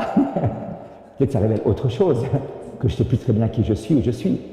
Alors, il y a des différentes causes, hein, je ne veux pas réduire tout à ça, mais voyez-vous, il y a des choses assez révélatrices d'un mal-être de société qui est là. Et dans cette société qui a dû produire le bonheur, on a vu quand même pas mal de millions de morts au cours du XXe siècle. Et on voit beaucoup de troubles existentiels aujourd'hui. Dans un pays aussi riche que la Suisse, on se bat avec le Japon pour le taux le plus élevé de suicide au monde. Pourtant, c'est assez calme, vous allez voir, la Suisse, c'est tranquille. Tranquille. Eh bien, et puis on vit assez bien, quoi. Il y a du soleil même à Fribourg. C'est fantastique, le ciel bleu, la nature. Enfin, voilà. Et puis, il y a autre chose quand même. Il y a autre chose. Voilà. Donc, ça, je vous insiste sur cette idée du progrès, parce qu'elle me paraît assez importante pour pouvoir être traité. Donc, je l'ai mise sur cet historicisme, cette vision de l'histoire tronquée, qui est unidimensionnelle en quelque sorte, c'est réduite au phénomène de cette terre et qui ne voit pas l'enjeu de la liberté dans ces phénomènes, qui ne voit pas que l'histoire n'est pas simplement le produit d'un développement ou d'un progrès, mais que l'histoire est ce que les hommes vont en faire. et que la liberté sans cesse doit assumer cette histoire. Et que si, dans cette histoire, je ne m'implique pas, eh bien des tragédies vont se passer. Et que ces tragédies ne sont pas inéluctables, elles peuvent être évitées. Hein, je crois que c'est Bergson qui se posait la question en disant « Mais je suis fasciné de voir comment personne ne pouvait imaginer la Première Guerre mondiale, même si les rumeurs étaient un peu partout, et comment si facilement elle a éclaté, et comment si facilement elle a produit des millions de morts. » Hein, une sorte de stupeur, non mais ça semblait à la fois, tout le monde sentait que ça allait mal, tout le monde disait mais c'est pas possible, et puis d'un coup c'est là. Quand Hitler déchaîne sa fureur sur l'Europe, c'est pas possible, et même dans les premières annexions, l'Autriche, la Pologne, on dit mais c'est pas possible, non, c'est juste un ballon d'essai, et tout d'un coup, le monde est à feu à sang. 60 millions de morts. On se dit, et maintenant, mais comment c'était possible? Mais comment c'était possible? Mais comment est-on arrivé à une stupidité pareille? Et puis après, on a eu le génocide rwandais, puis on a eu le génocide des Balkans, et puis on a eu toutes ces tragédies qui sont multipliées, du Soudan, du Congo, et puis de l'euthanasie, et puis de l'avortement. Puis un jour, on se réveillera pour se dire, mais comment c'était possible? Comment on arrive à une telle barbarie? Parce que finalement, c'est ça qui arrive maintenant, une sorte de barbarie qui se manifeste à travers ce vide qui est là. Et il y a plusieurs livres qui sont sortis là-dessus assez intéressants, je ne vais pas trop en parler, mais sur les nouvelles barbaries, Michel Henry, prodigieux sur la barbarie, Thérèse Delpech, l'ensauvagement, le retour de la barbarie au XXIe siècle, Jean-François Mattei, prodigieux aussi, la barbarie intérieure, essai sur l'immonde moderne. Alors, enfin, plusieurs penseurs sont en train de se dire, mais est-ce que finalement, cet humanitarisme qui a marqué notre société et qu'on veut triomphant, avec la mort de Dieu, bien sûr, n'a pas conduit finalement à la mort de l'homme, et que n'a pas engendré une certaine barbarie qui est là, hein, qui se manifeste par cette violence qui est faite contre l'être humain. Violence gratuite et souvent. Désenchantement du monde, c'était une idée qui était développée en Allemagne par des travaux de Max Weber, le sociologue, ou de Marcel Gauchet en France, qui disait finalement un monde sécularisé fait que finalement il n'y a plus de perspective qui dépasse l'homme et on a perdu un petit peu le sens du bonheur. C'est intéressant, voyez-vous, on va en parler un petit peu, mais l'homme a toujours, depuis le début que l'homme a philosophé, il a su qu'il était faux pour être heureux. Et la grande question, c'est comment vivre pour être heureux. C'est la grande question des philosophes de tous les temps. Comment faire pour être heureux? On veut être heureux. Pascal disait, tout homme cherche à être heureux, même celui qui va se pendre. Il se trompe sans doute de chemin, mais il ne peut pas ne pas vouloir être heureux. Je pense que mon bonheur est là. On ne peut pas ne pas vouloir être heureux. C'est inscrit en nous. Notre nature est ainsi faite qu'elle cherchera toujours le bonheur. Seulement, on peut beaucoup se tromper, beaucoup s'égarer sur le chemin du bonheur. On accueille des jeunes qui ont passé par la drogue, l'alcool, la violence, la dépression dans notre communauté. Et on voit un jeune qui a passé 7 ans de drogue, d'alcool, de violence, des trucs incroyables. Et puis il est arrivé chez nous parce qu'il veut partir en prison autrement. Et il arrive là, il dit mais je ferai une semaine là, puis je me casse après. D'un coup, il est venu prier comme ça. Et à un moment donné, la stupeur, mais ce que j'ai cherché dans la violence, dans la drogue, dans tout ce que j'ai vécu, c'était Dieu. Je ne savais pas son nom, je l'avais même rejeté, je n'y croyais pas. Et tout d'un coup, ce que j'ai cherché, c'était ça. Je cherchais un bonheur qui dépasse tout. Et j'essayais par tous les moyens de dépasser les simples contingences ou la vie pépère. Et puis en fait, ce bonheur, il a un nom, il a un visage, il s'appelle Dieu. Voilà, donc on en arrive aujourd'hui à... c'est un petit peu ce désenchantement, à dire mais arrêtez de chercher le bonheur. Arrêtez, c'est inutile, il ne faut plus chercher le bonheur. Ça ne sert à rien. Il y a plusieurs livres là-dessus.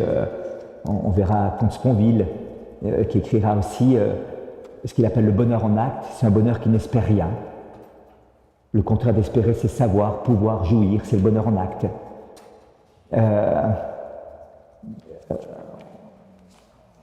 Pascal Bruckner a écrit un livre sur l'euphorie perpétuelle, ce philosophe français aussi.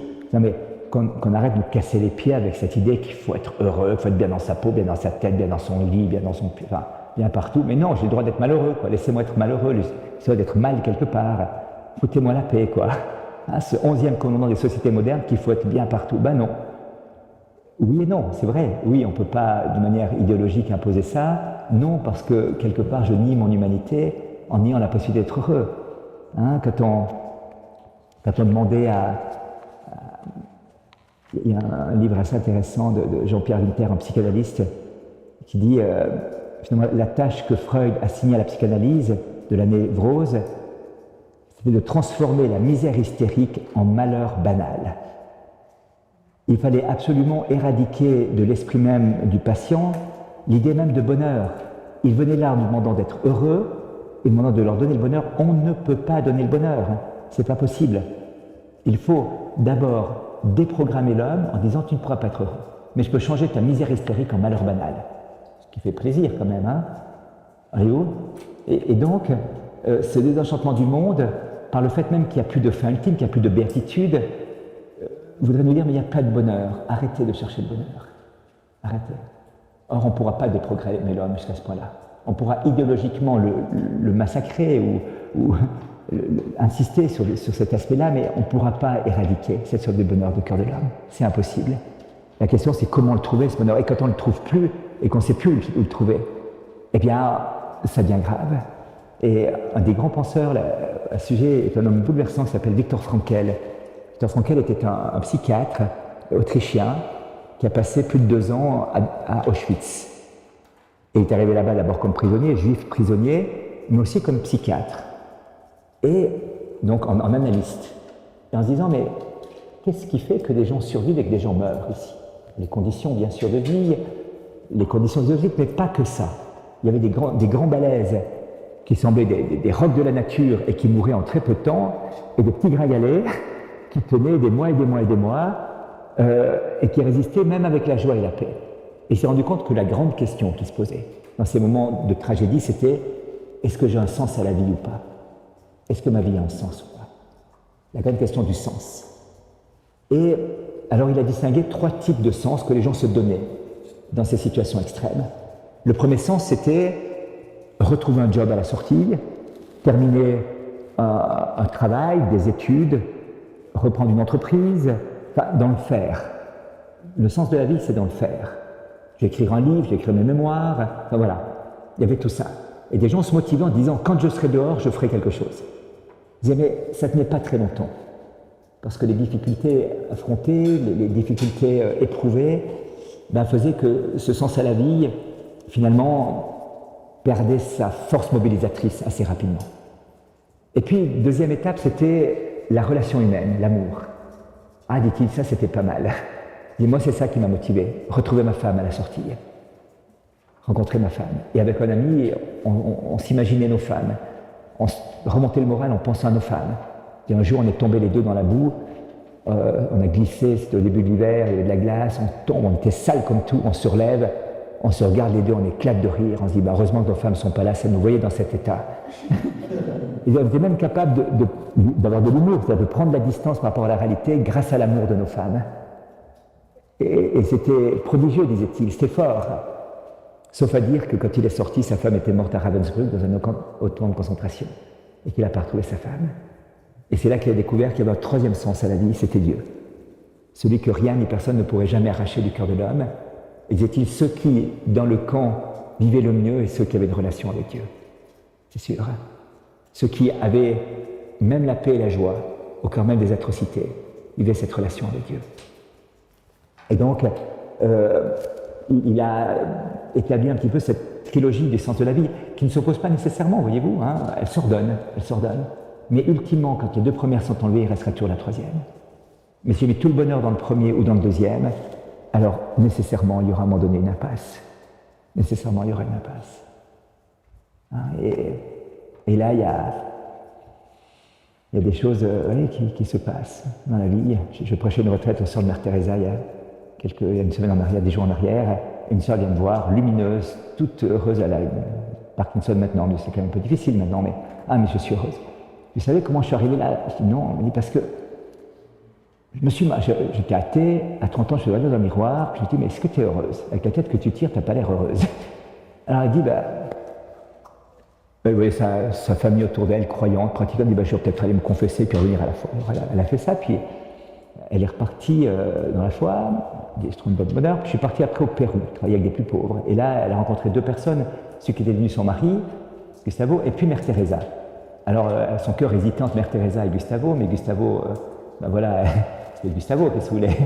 Donc Gustavo, voilà. Alors ils se sont mariés, et celle qui me raconte, hein, je vous le dis comme elle l'a livré, elle dit, on venait de se marier le matin, on partait en voiture l'après-midi. Et Gustavo me dit, on est là pour s'aider à aller au ciel. On est mariés, encore notre amour prend une dimension d'éternité grâce à notre mariage. Je dis oui, très bien. Et si on mourait maintenant, oui, très bien, d'accord. L'importance d'aller au ciel. En tout cas, s'il m'arrive quelque chose, je t'en supplie, demande qu'on me donne les sacrements. Parce que ça, c'est la garantie pour aller au ciel. T'arrêtes de me parler de la mort le jour du mariage quand même, c'est pas très sympa. Et dit, tu sais, il faut envisager ça, ça peut être aujourd'hui comme dans 20 ans, mais en tout cas c'est ça, on est là l'un et l'autre pour s'aider et s'encourager à aller au ciel, et voilà le sens de notre sacrement. Bon, dit-elle, et puis elle dit, en tout cas, si tu devais mourir un jour, je pense que je partirais chez Sœur Mère Teresa. Puis il dit, ouais, c'est ça ta vocation, je pense, si je vais mourir. Et puis elle dit, bon, maintenant, arrêtons de parler de la mort, prions. Alors ils se mettent à prier le chapelet. À la troisième dizaine, une voiture leur coupe la route. Et ils se retrouvent les deux à l'hôpital. Elle se réveille 5 jours après du coma. Gustavo est mort 3 heures après de se réveiller à l'hôpital. Donc quelques heures après leur mariage, il était parti. Alors elle se réveille, tout le monde est autour de lui, il ne savait pas très bien. Elle dit, et Gustavo, personne n'osait lui dire la réalité, vous imaginez. Et puis tout le monde baissait les yeux, toussait comme ça, le prêtre se tournait de l'autre côté. Et puis il est mort. Puis quelqu'un dit, oui. Est-ce qu'il a eu les sacrements? Et le curé lui dit 2 fois. Vous étiez dans le coma, complètement sur les 5 jours plus tard. Vous criez, donnez-lui les sacrements, donnez-lui les sacrements. Et le prêtre lui a dit, il avait le visage tellement tuméfié, il s'est posé lui faire le signe de croix à l'onction d'huile sur le front que j'ai fait sur la cuisse. Vous avez crié, faites comme il faut, faites comme il faut. Alors j'ai refait après.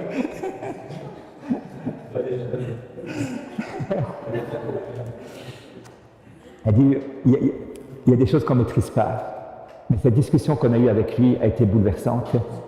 Et elle a marqué toute ma vocation et tout ce que j'ai vécu par la suite, quoi.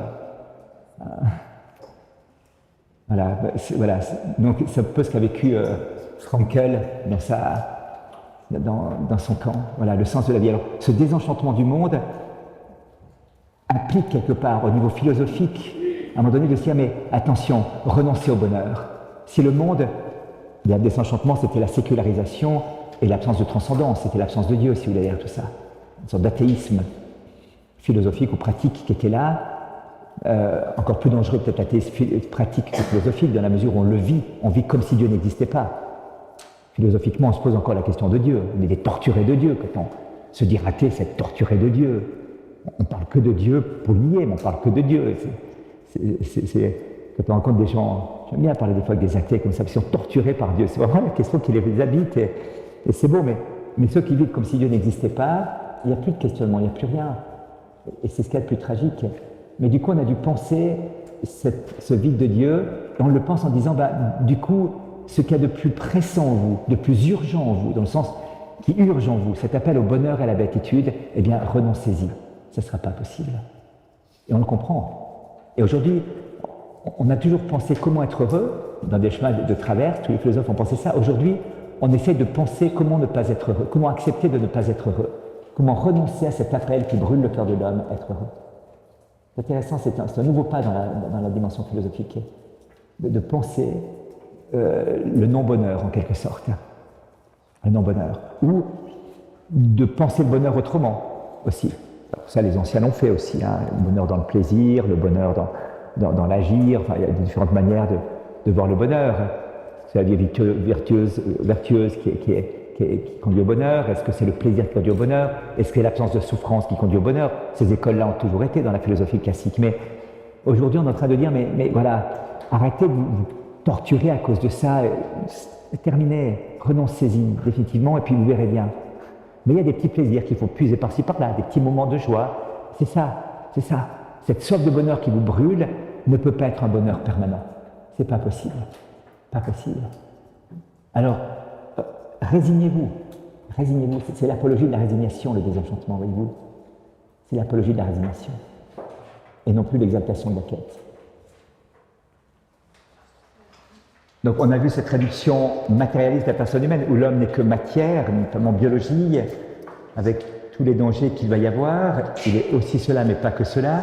La dérive émotionnelle, le fait de réduire l'homme à son ressenti, il ressent, mais il n'est pas que cela. Le fait d'inscrire l'homme dans une histoire, et une histoire particulière, qui est plus celle du salut, mais celle du progrès, avec les conséquences que ça implique quant à la vision de la personne humaine, et sa responsabilité éthique et morale dans cette histoire.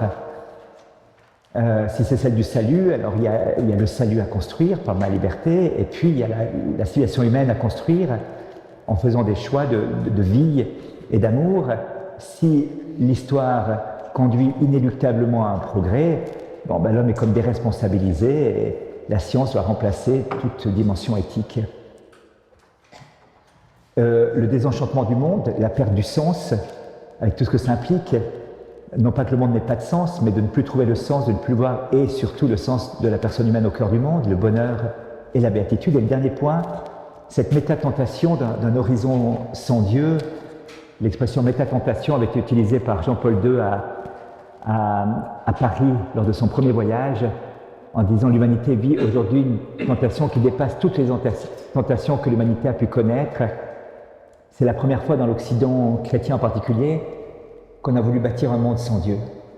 Et aucune culture n'a pu faire ça, voyez-vous. Aucune culture n'a pu faire ça. Je parlais avec un hindou, indien et hindou, chef d'entreprise qui parle plusieurs langues indiennes, et qui me disait, dans aucune des langues que je parle de l'Inde, et dans aucune des langues en Inde, on a le mot athée qui existe. C'est inimaginable pour nous de penser un monde sans Dieu. Et quand on veut dire un monde sans Dieu, pour les intellectuels parmi eux, on utilise le mot anglais dans nos langues natives, parce que ça n'existe pas, on ne peut pas penser. On pourra en parler à un moment donné peut-être, mais pourquoi seul l'Occident chrétien a pu éjecter Dieu? On en parlera tout à l'heure peut-être.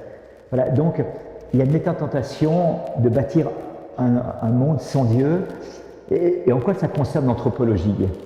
Nietzsche déjà le disait, Dieu est mort, mais ne croyez pas que ce soit l'avènement de l'humanisme. Le crépuscule de Dieu est aussi le crépuscule de l'homme. Il se trouve que Dieu et l'homme ont d'étranges destins, et que éliminer un risque bien d'éliminer l'autre. Dans le Gai Savoir, Nietzsche dira le fait que Dieu est mort, que la foi en le Dieu chrétien a été ébranlée, commence déjà à projeter sur l'Europe ses premières ombres. Du moins pour le petit nombre de ceux dont la méfiance du regard sont assez aigus et assez fins pour ce spectacle, un soleil semble s'être couché, une vieille et profonde confiance s'est changée en doute. C'est à eux que notre vieux monde doit paraître tous les jours plus crépusculaire, plus suspect, plus étrange, plus vieux. Et donc c'est en raison de cet étrange destin qui lie Dieu et l'homme que l'idée de la mort de Dieu, d'un horizon sans Dieu, est quelque chose qui va toucher profondément la personne humaine. Il y a eu ce que Paul Ricoeur, le philosophe Paul Ricoeur disait, les maîtres du soupçon. 3 maîtres du soupçon, c'était Freud, Sigmund Freud, qui dans l'ordre de l'univers psychique disait que la religion est une illusion, un espoir qui découle de certains désirs, une sorte de pathologie en quelque sorte. Et la religion, en faisant partager à ses adeptes un délire collectif, leur épargne la névrose individuelle. Donc la religion, en faisant participer ses adeptes à un délire collectif, leur épargne la névrose individuelle. Bienvenue les délirants. Voilà, il y a une certaine pathologie, pour Freud la religion est une pathologie. Pour Karl Marx, dans l'ordre politico-économique, la religion est une sorte d'aliénation des pauvres pour les consoler de leur pauvreté en leur substituant au monde réel économique un monde imaginaire spirituel. La religion est donc l'opium du peuple, ce qui permet d'endormir les gens pour éviter qu'ils ne se révoltent, leur proposant un avenir éternel paisible, tout en souffrant sur cette terre. Souffre, mais c'est pas grave, après ça sera bien. C'est pas seulement la religion, hein, c'est pas la, mais donc la religion est l'opium du peuple, ce qui permet d'endormir les croyants. Il y a un grand économiste qui s'appelle François Pérou qui disait « Ah ben moi je ne crois pas que la religion c'est l'opium du peuple, moi c'est ce qui m'empêche de dormir chaque soir. » Parce que chaque soir quand je m'examine, je me dis « Tu n'as pas assez aimé aujourd'hui, tu n'as pas assez servi l'humanité, tu n'as pas assez servi Dieu. » Et ça me torture, de ne m'être pas donné suffisamment. Donc l'opium, la religion ne m'endort pas, c'est un aiguillon qui me torture en permanence pour me réveiller et me secouer. C'est notre manière de voir. Hein. Et puis pour Nietzsche, Friedrich Nietzsche, c'est la revanche des perdants contre la force d'initiative et de création de ceux qui gagnent. Nietzsche disait Dieu est mort, mais c'est les chrétiens qui l'ont tué quelque part. Ils ont présenté un Dieu loser, un Dieu perdant, un crucifié. Si Dieu existe, il doit exalter ma puissance créatrice, ma capacité d'inventivité, mon génie créateur. Et voilà, tout d'un coup, on a un Dieu loser qui est planté sur une poutre avec 3 clous en 2 brillants. C'est ridicule. Et cette mort de Dieu est liée finalement à cette humilité de Dieu, vous voyez. Hein, Dieu est mort, mais vous, les chrétiens, vous l'avez tué en présentant un Dieu loser, un Dieu perdant, quelque part. Voilà. Et donc, le Dieu sera du côté des perdants, et ça sera la revanche des perdants contre la forte initiative et de création des intelligents et de ceux qui gagnent. Et ça, c'est assez prégnant dans la société. Hein. On veut bien, même certains mouvements évangéliques ont cette vision un petit peu du Dieu triomphant qui doit absolument gagner. Si on a Dieu avec soi, on gagne à coup sûr. Or, au début, c'était plutôt pas le cas. Mais ça reste toujours. La croix restera toujours plantée dans le christianisme, et à un moment donné, elle apparaîtra de toute façon, cette croix. Hein. Il ne faut pas s'illusionner. Voilà. Elle va faire toute vie, mais le christianisme doit donner sens à la croix. Voilà. Donc, il y a cet athéisme qui est là, cette idée de la mort de Dieu, qui n'a pas amené l'émergence d'un humanisme, au contraire, mais quelque part une certaine destruction de la personne humaine.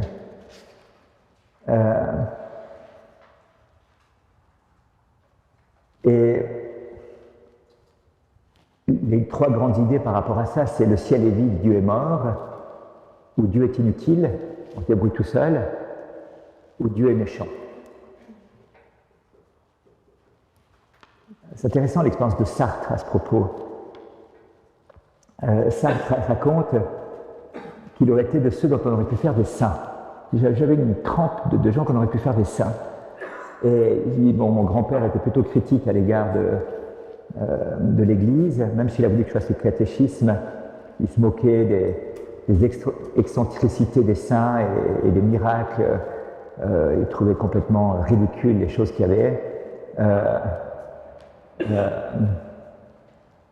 Voilà, et donc il dit, bon, on a beaucoup ri de ça à la maison, et puis dit-il, pendant plusieurs années encore, j'entretins, c'est dans les mots de Sartre, j'entretins des relations publiques avec le Tout-Puissant. Dans le privé, je cessais de le fréquenter. Une seule fois, j'ai eu le sentiment qu'il existait. J'avais joué avec des allumettes et brûlé un petit tapis. J'étais en train de maquiller mon forfait quand soudain Dieu me vit. Je sentis son regard à l'intérieur de ma tête et sur mes mains. Je tournoyais dans la salle de bain, horriblement visible, une cible vivante. L'indignation me sauva. Je me mis en fureur contre cette indiscrétion si grossière. Je blasphémais, je murmurais comme mon grand-père, sacré nom de Dieu, de nom de Dieu, de nom de Dieu. Il ne me regardera plus jamais. Et donc sa première conclusion de Sartre, c'est de dire, peu importe que Dieu n'existe pas, je ne veux plus qu'il me regarde. Donc, vous voyez, l'image qu'il a, c'est le Père Fouettard, le Dieu Père Fouettard. C'est Dieu qui est là, qui voit les difficultés, et là, je t'en fous une. C'est pas tout à fait le Dieu tel que le Christ nous l'a révélé. Hein. C'est pas ce Dieu-là. Donc une fausse image de Dieu, le Dieu auquel Sartre croyait à l'époque n'existe pas. N'existe pas, c'est pas le Dieu de Jésus-Christ. C'est un Dieu imaginaire. Alors il a rejeté Dieu en rejetant ce Dieu imaginaire. Dans un premier temps, il dit, bon, que l'Église n'existe pas, c'est pas là le problème. Dans le même temps, il s'est déclaré athée, quand même. Il dit l'existentialisme n'est pas tellement un athéisme au sens où on voudrait s'épuiser à démontrer que Dieu n'existe pas. L'existentialisme que je représente, c'est de dire même si Dieu existait, ça ne changerait rien. Même si Dieu existait, ça ne changerait rien. Ça ne changerait rien du tout. Non pas que je crois que Dieu existe, mais nous pensons que le problème n'est pas celui de son existence. Il faut que l'homme se retrouve lui-même et se persuade que rien ne peut le sauver de lui-même, fût-ce une preuve valable de l'existence de Dieu. Donc, ce qui va amener cet athéisme, c'est que l'homme n'a plus d'origine, n'a plus de source. Sartre va dire, mais l'homme n'est pas, il est à se faire. Derrière l'idée du rejet de Dieu, il y a toute l'idée du rejet de la nature humaine. Dans la pensée d'un Dieu créateur, dans les grandes cultures d'humanité, l'homme est créature de Dieu et se reçoit des mains de ce créateur. Donc l'homme est un cadeau que Dieu fait à lui-même. Et finalement, mon être est relatif à Dieu. Déjà philosophiquement, on peut le dire, tout être tient son être d'un être premier. C'est philosophique, hein, c'est pas, on ne fait pas de la religion quand on dit ça, ni de la théologie, c'est d'ordre philosophique, d'ordre de la raison. Tout être tient son être d'un être premier. Toute ampoule éclaire parce qu'il y a une diversité derrière. Voilà. Eh bien, tout être tient son être d'un être premier, qui le tient dans l'être, qui lui donne d'être ce qu'il est et de devenir ce qu'il appelait être. C'est cette présence d'immanence, de puissance et de devenir de Dieu dans chaque être. Voilà. Donc, il y a un rapport de la créature avec le créateur. Ça, c'est d'ordre philosophique. Et finalement, nier l'existence d'un créateur va réduire l'homme à être son propre créateur quelque part. L'homme n'est pas, il est à se faire. Et toute la théorie du gender, dont vous avez beaucoup parlé ces jours-ci dans les médias, il y a ça. Simone de Beauvoir dira, on ne naît pas femme, on le devient. Rien de ce qui m'est donné dans ma biologie, dans mon être, ma psychologie, ma personnalité, n'est déterminant pour devenir ce que je suis appelé à être. Je ne me reçois pas comme un cadeau de Dieu, je me crée moi-même. L'existence précède l'essence. Hein, si vous voulez, il n'y a rien qui m'est donné. Rien qui m'est donné. L'être tel que je suis, c'est difficile à comprendre parce que ça contredit un petit peu notre expérience. Dans le sein de votre maman, à 2 mois sur votre lit, vous n'êtes pas dit « je suis moi-même mon propre créateur ». Si vous avez pensé ça, vous êtes vachement doué, mais je ne crois pas que vous l'avez pensé. Hein, et donc, voyez-vous, cette négation, en quelque sorte, d'une origine. On a tous un nombril qui nous rappelle qu'on ne s'est pas créé nous-mêmes, voyez-vous. Et même si la chirurgie esthétique peut l'enlever, c'est pas... on ne s'est quand même pas fait nous-mêmes. Ça sera une œuvre de l'homme, mais pas une œuvre de Dieu. Voilà, donc il y a cette négation. Mais du coup, de qui vais-je dépendre? Où vais-je trouver mon origine? En moi-même, dans le regard des autres? Quel regard va me faire exister? Donc derrière cette négation de Dieu, derrière cette négation d'une origine, d'un créateur, on peut même aller jusqu'à une paternité originelle, eh bien, que devient l'homme qui n'est plus référé, qui ne reçoit plus son être d'un autre, qui n'existe plus grâce à un autre, et qui, par conséquent, ne sait plus très bien qui il est, puisqu'il devra lui-même s'inventer. Et s'inventer selon quels critères? Sa subjectivité. C'est dans ce sens-là que Sartre disait l'enfer, c'est les autres. C'est pas parce qu'on ira philanthropos avec 43 étudiants, ça va être l'enfer.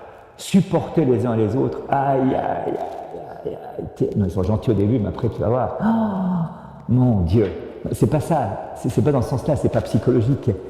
C'est de dire, mais finalement, même si je veux être mon propre créateur, à un moment donné, j'ai fait l'expérience que le regard de l'autre me détermine. Que de toute façon, je serai toujours déterminé par le regard de l'autre. Et je ne pourrai jamais arriver à cette expression ultime et absolue de la liberté. Et quelque part, l'autre m'enferme, l'autre me fait évoluer d'une certaine manière. Et cette exaltation de mon individualisme ou de ma liberté, j'y arriverai pas. C'est impossible, c'est impossible. Un ami qui a bien connu Sartre, qui est avec lui dans les milieux philosophiques, au quartier latin et tout, me raconte qu'un jour ils étaient arrivés à table, il y avait un gars qui s'appelait Pierre qui était là à table, et Sartre pendant 1 heure a expliqué aux autres que Pierre n'existait pas. Parce qu'il n'aimait pas Pierre, il avait un problème avec lui. Pendant 1 heure, il nous a expliqué que Pierre n'existait pas. Il était là à côté de nous à table, on était tous sur la table, Et il n'a pas regardé une seule fois, il a expliqué à tous les autres pourquoi Pierre n'existait pas. Il a dit que c'était brillant. On a même cru à un moment donné qu'il n'existait pas. Si ce n'est qu'il buvait sa bière quand il payait l'addition après. Mais arrivé à ce point-là, hein, vous voyez, et quelque part, derrière toutes ces idées, il y a quelque chose de vrai. L'homme a une liberté à exercer. L'homme est en devenir, et ce devenir, il va aussi se façonner lui-même. Il y a bien une nature qu'il reçoit, mais tout le développement de sa nature, il va falloir le faire dans ma liberté. L'homme se reçoit comme un cadeau de Dieu, mais qu'est-ce que je fais de ce cadeau? Comment je le construis? Comment j'élabore? Comment je le deviens? Et je le deviens par mes actes, par mes décisions, par mon engagement, par mon application concrète. Et donc, il a bien senti quelque chose de fondamental là derrière. Mais coupant cette liberté de l'origine, d'un reçu, cette liberté va devenir une liberté d'indifférence et non plus un accomplissement de ma personnalité. Du coup, je peux me construire à côté de mes pompes. Vous voyez, je peux, par ma liberté, construire un être imaginaire qui n'est pas l'homme debout et qui ne conduira pas au bonheur. On verra ça plus tard quand on parlera de la liberté. Donc, vous voyez, la négation de Dieu n'est pas sans conséquence sur Sartre, parodiant Pascal, avait dit « Si Dieu est, l'homme n'est pas, or l'homme est. Donc Dieu n'est pas, joie, joie, joie, pleurs de joie. » Et Pascal avait dit joie, joie, pleurs de joie, parce qu'il a fait l'expérience concrète de Dieu, hein, vous vous souvenez de ça. Alors, le monde sans Dieu, qui était le XXe siècle, a-t-il été le triomphe de la raison de l'humanisme? Ça donnait quand même 8 millions de morts à la Première Guerre mondiale, 60 millions à la Deuxième Guerre mondiale, 20 millions de morts du communisme soviétique, 65 millions du communisme chinois, 2 millions en Corée du Nord, 2 millions au Cambodge, 1,7 million en Afrique, 1,5 million en Afghanistan, 1 million au Vietnam, 1 million dans les autres pays de l'Est. Ça fait quand même 180 millions de morts, de cadavres, sur une route qui devait être celle de l'avenir radieux. C'est quand même un peu douloureux. Hein, Paul VI qui disait, reprenant aussi le canal de Lubac, il n'est pas vrai que l'homme ne puisse pas bâtir un monde sans Dieu. Mais s'il le bâtit sans Dieu, ce monde deviendra nécessairement inhumain. Un humanisme clos, exclusif de Dieu, se révélera tôt ou tard inhumain. Et c'est ce qu'on voit aujourd'hui, vraiment. Ce qu'on voit aujourd'hui. Hein. De monter un monde qui n'est plus humain. Et c'était Peggy qui disait « Quand le monde devient inhabitable, quand il est désaccordé profondément avec les fins surnaturelles, c'est l'enfer qui redéborde sur la terre. Il n'y a donc plus que les saints et les martyrs qui évitent le péché mortel et qui demeurent dans la charité. Peut-être serons-nous un jour dans une telle situation, quand il est devenu difficile de vivre pleinement chrétien selon le message de l'Évangile dans notre contexte quotidien. » Et c'est ce qui a fait dire à Jean-Paul II que nous sommes aujourd'hui devant une réalité, une véritable structure de péché qu'on appelle une culture de mort, puisque l'auteur de la vie a été écarté. Il ne restera plus que l'expérience de la mort qui marquera les personnes. S'il n'y a plus cette aspiration à une vie dont la mort semble être un échec à première apparence, mais si je ne sais pas que la mort n'est qu'un passage vers la vie éternelle, alors il n'y a rien. C'est un ami qui est mort du sida, Philippe, qui était athée, qui avait pas mal bourlingué avant, vous imaginez, et qui a fait un chemin de foi dans la souffrance de la maladie et qui m'écrivait avant de mourir. Il avait 30 ans et il disait « Je ne sais pas, je vais rentrer à l'hôpital, je ne sais pas pour combien de temps j'en aurai, mais il y a une chose que je suis certain, c'est que je veux mourir vivant. Mourir vivant de la vraie vie qui m'attend. Tu comprends? Je veux mourir vivant. » Et ça m'a frappé parce qu'habituellement, on meurt mort. Vous avez remarqué. Et je me suis dit, tiens, il a touché le vrai problème, mourir vivant. Il est mort vivant, vraiment, avec une espérance et une paix et une joie dans le cœur. Et je me suis dit, voilà, c'est ça. Beaucoup de gens se posent la question, est-ce qu'il y a une vie après la mort? Mais la vraie question, c'est est-ce qu'il y a une vie avant la mort? Est-ce qu'il y a une vie avant la mort qui te permet véritablement de donner sens à toute ta trajectoire, depuis ton origine, ta naissance jusqu'à la fin? Mourir vivant, c'est pas si mal que ça, vous savez. Non, voilà. Et la mort n'est pas là où on croit. D'ailleurs, Jésus, il a bien compris le truc. Vous avez remarqué, Lazare est mort. Et il lui dit, Lazare sort. Jésus n'en parle pas aux morts. Les morts, ils sont morts, ils n'entendent plus. Et la fille de Jaïr, il lui dit, lève-toi, talitakum. Il s'adresse, il parle à des morts. Et en plus, les morts répondent. Et puis des fois, il y a des vivants qui Jésus ne répond pas. Quand Hérode lui dit, mais tu ne sais pas que je pourrais intervenir pour toi, et tu ne me réponds pas, puis là, lui dit la même chose après. Pas un mot, rien. Ils étaient déjà morts dans leur cœur. Il n'y a plus de vie en eux. Il ne répond pas aux morts vivants. Aux vivants morts, enfin, je ne sais pas comment les dire. Enfin, ceux qui sont là, c'est plus possible. Toute sa passion est citée parce qu'il n'y a pas l'appel à la vie, voyez-vous. Il parlera au bon larron sur la croix, à la crapule qui est à côté de lui. Il parlera au gars qui a eu une baffe, parce qu'il y a la vie en lui. Le gars qui le baffe, le serviteur du grand prêtre, il lui parlera pour interpeller sa conscience. C'est un vivant quand même. C'est pas gentil ce qu'il fait, mais c'est un vivant, il est quand même interpellé. Ah, il fait ça pour sauver Dieu, un peu comme Paul. Ah, je m'adresse à lui. Il fait sa conscience. Si j'ai mal parlé, dis-moi ce que j'ai dit de mal. Si j'ai bien parlé, pourquoi me frappes-tu? Parce qu'il y a un vivant en face de lui. Quelqu'un qui cherchait la vérité. Alors il lui parle. Donc, vous voyez, le rapport avec la vie et la mort, c'est pas tout à fait comme on croit dans l'Écriture sainte. Et la question, c'est est-ce que je suis avec Dieu ou est-ce que je suis sans Dieu? Suis-je en quête de Dieu ou est-ce que je suis sans quête de Dieu? Voilà, donc ça c'était le dernier point que...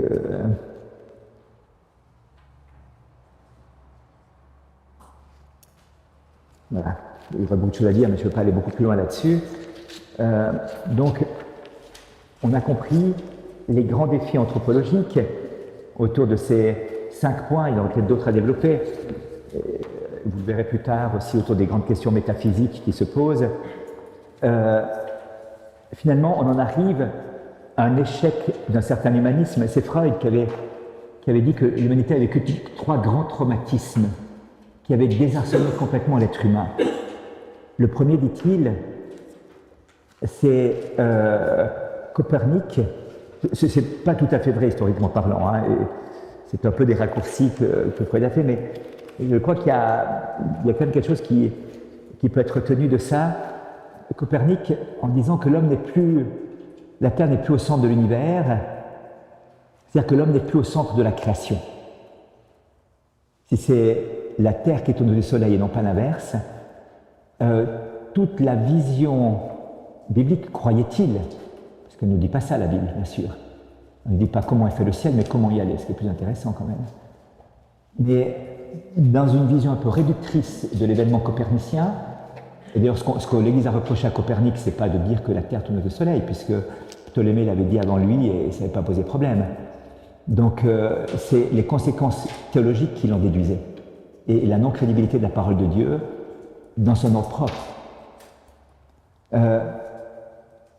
L'homme n'est plus au centre de la création, donc première déstabilisation. Deuxième déstabilisation, disait Freud, c'est Darwin. Il semblait que l'homme était la créature suprême de Dieu, et l'homme n'est plus le résultat d'un dessein surnaturel, mais plutôt le terme d'une longue évolution biologique. L'homme n'a plus un statut particulier d'être à part dans la nature, mais il est parti de la nature et fait partie d'un processus évolutif, ce qui non plus n'est pas tout à fait Darwin. C'est le darwinisme, mais ce n'est pas Darwin qui dit ça directement. Voilà. Donc, premier choc Copernic, l'homme n'est plus au centre de l'univers. Deuxième choc, la création, l'homme n'est plus au centre des espèces créées, si vous voulez, des animaux. Il n'est pas cet être unique au cœur de l'animalité. Et dernier choc, Freud lui-même, dira-t-il, l'homme n'est plus même au centre de lui-même. Il n'est plus le souverain de ses pensées, il n'y a pas de possession de soi. Il est dans l'illusion d'un être en proie à des forces inconscientes qu'il ne maîtrise pas. Donc un triple traumatisme qui va désarçonner profondément la personne humaine, dit Freud, dont le troisième choc c'est le sien. Copernic, l'homme n'est plus au centre de la création. Darwin, l'homme n'est plus au centre de l'évolution, si vous voulez. Ce qui n'est pas tout à fait Darwin, hein, on verra tout à l'heure aussi. Et Freud, l'homme n'est plus même au centre de lui-même. Ces pulsions qui sont là, cet inconscient qui l'habite, fait que l'homme ne peut pas se posséder lui-même. Il est le fruit du sein, des forces obscures qui le possèdent en quelque sorte, et il n'arrive pas à savoir qui il est vraiment. Pas à savoir qui il est vraiment. Alors l'homme est complètement désarçonné quant aux convictions qu'il avait de sa place particulière dans l'univers, dans les espèces animales et en tant que personne, en tant qu'être unique et irremplaçable.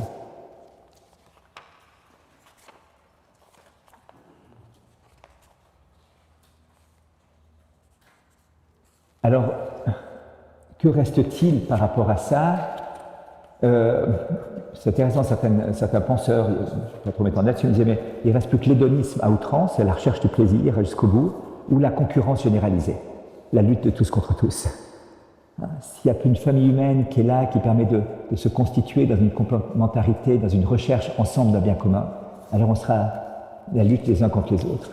Le Dalai Lama avait une très belle expression, il disait, mais qu'est-ce qui vous étonne dans le monde? Il disait, les hommes. Ah bon, lui répondait-on, pourquoi? Parce qu'ils perdent la santé pour accumuler de l'argent, ensuite ils perdent de l'argent pour retrouver la santé, et à penser anxieusement au futur, ils oublient le présent, de sorte qu'ils finissent par non vivre ni le présent ni le futur, ils vivent comme s'ils n'allaient jamais mourir, et meurent comme s'ils n'avaient jamais vécu. Et je trouve que c'est plein de sagesse, c'est une pensée du Dalai Lama. Voilà. Donc, un défi anthropologique énorme, culturel et sociologique. Troisième point, les enjeux de l'anthropologie. Je cite cette phrase, « Silence, silence, car c'est de l'homme dont il s'agit ». C'est la conclusion d'une pièce de théâtre de Jean-Paul II qui s'intitule « Frères de nos frères », sur un bienheureux, frère Albert, qui est un artiste peintre éminent en Pologne et qui a tout donné pour s'occuper des pauvres. Et à un moment donné, il y a la révolte qui éclate partout, parce qu'il y a une injustice. Et dans cette phrase, dans ce texte, il dit, mais oui, la révolte est là et elle va durer parce que l'injustice est trop forte. Et puis, le frère, à un moment donné, mais il parle en termes de sociologie et tout ça, mais il dit, non, silence, silence, car c'est de l'homme dont il s'agit. Il ne s'agit pas de sociologie, de statistiques ou comme ça, c'est chaque être humain. Et vous voyez, derrière cet enjeu anthropologique, c'est chaque être humain qui est en cause. Le Dieu auquel nous croyons est très mauvais en mathématiques. Il ne sait compter que jusqu'à 1. Chacun est unique, chacun est irremplaçable. Chacun est infiniment aimé de lui. Et donc, il y a un enjeu fondamental de retrouver une vraie intelligence de la personne humaine, une véritable compréhension de la personne humaine. À la fois pour construire la personne humaine, mais aussi pour lui redonner sa place au cœur de la société et du monde. C'était Gandhi qui disait qu'une démocratie se jugeait à la façon dont elle traitait le dernier de ses membres, et le plus vulnérable et le plus pauvre de ses membres. Et c'est intéressant, c'est vrai. C'est-à-dire que la qualité d'un corps politique, d'un corps social, se juge à la façon avec laquelle le plus vulnérable doit être considéré, parce qu'il appartient à la même famille, et lui n'est pas en mesure de défendre ses droits, n'est pas en mesure de faire valoir sa dignité. Et donc d'autres doivent assumer cette responsabilité pour lui, et doivent proclamer haut et fort la dignité inviolable du vulnérable et du faible. Et donc l'anthropologie a une conséquence capitale pour notre temps. Je pense que les grandes questions qu'on se pose aujourd'hui vont trouver une résolution dans la vision correcte de la personne humaine, et que les grands problèmes de la société, inversement, ont leur cause dans une fausse vision de la personne humaine, véritablement. Si l'homme n'est qu'un amas de cellules qui s'entrechoquent entre elles, eh bien sûr, on va éliminer toutes les personnes dont les cellules ne s'entrechoquent pas bien entre elles. Il y avait une distinction intéressante qui était faite par Engelhardt, un médecin éthicien, qui disait il y a des êtres humains qui sont des personnes et des êtres humains qui ne sont pas des personnes. On a vu ça en éthique aussi, on disait il y a des êtres humains qui sont des personnes potentielles. Donc elles peuvent devenir des personnes. L'embryon est une personne potentielle, disent certaines personnes. Pas du tout. C'est un être humain complet, c'est une personne complète, mais un adulte en puissance, oui, c'est vrai. Il n'est pas encore adulte, mais on est tous des vieillards en puissance, vous voyez, à des degrés différents selon nos âges. Mais, donc, on n'est pas encore au bout de notre évolution, mais on est vraiment des personnes humaines. Alors, le fait d'introduire ces choses-là, ces notions-là, vous voyez, ce vocabulaire, trompe en quelque sorte l'intelligence. Si on dit c'est un être humain potentiel ou une personne potentielle, c'est-à-dire qu'elle ne l'est pas encore, mais elle peut l'être un jour, quand, comment, on ne sait pas très bien, mais un jour elle peut l'être. Et si elle a sorti du ventre, est-ce que... si c'est un être humain ou une personne, mais un adulte en puissance, il est en acte un être humain, mais adulte en puissance, ça change tout. Ça change tout. Donc la vision de la personne humaine va déterminer tout le débat éthique que l'on a aujourd'hui. Tout le débat dans l'économie également. Est-ce qu'une entreprise n'est qu'une masse salariale, qu'un capital, capital matériel, capital humain, ou est-ce que c'est un ensemble de personnes qui sont là pour produire des biens et des services en vue du bien commun? Vous voyez, vous regardez l'entreprise d'une manière ou d'une autre, ça change radicalement les choses. Radicalement les choses. Votre façon de vous comporter, et si ça fait l'anthropos, ça a changé radicalement. Est-ce que l'autre est celui qui m'embête, ou bien qui m'ennuie, ou qui m'attire, ou bien l'autre est un être humain dans cette dignité incroyable? Et je ne mets pas la main sur l'autre, voyez-vous. Je ne mets pas la main sur l'autre, je respecte. Je ne peux pas m'approprier l'autre.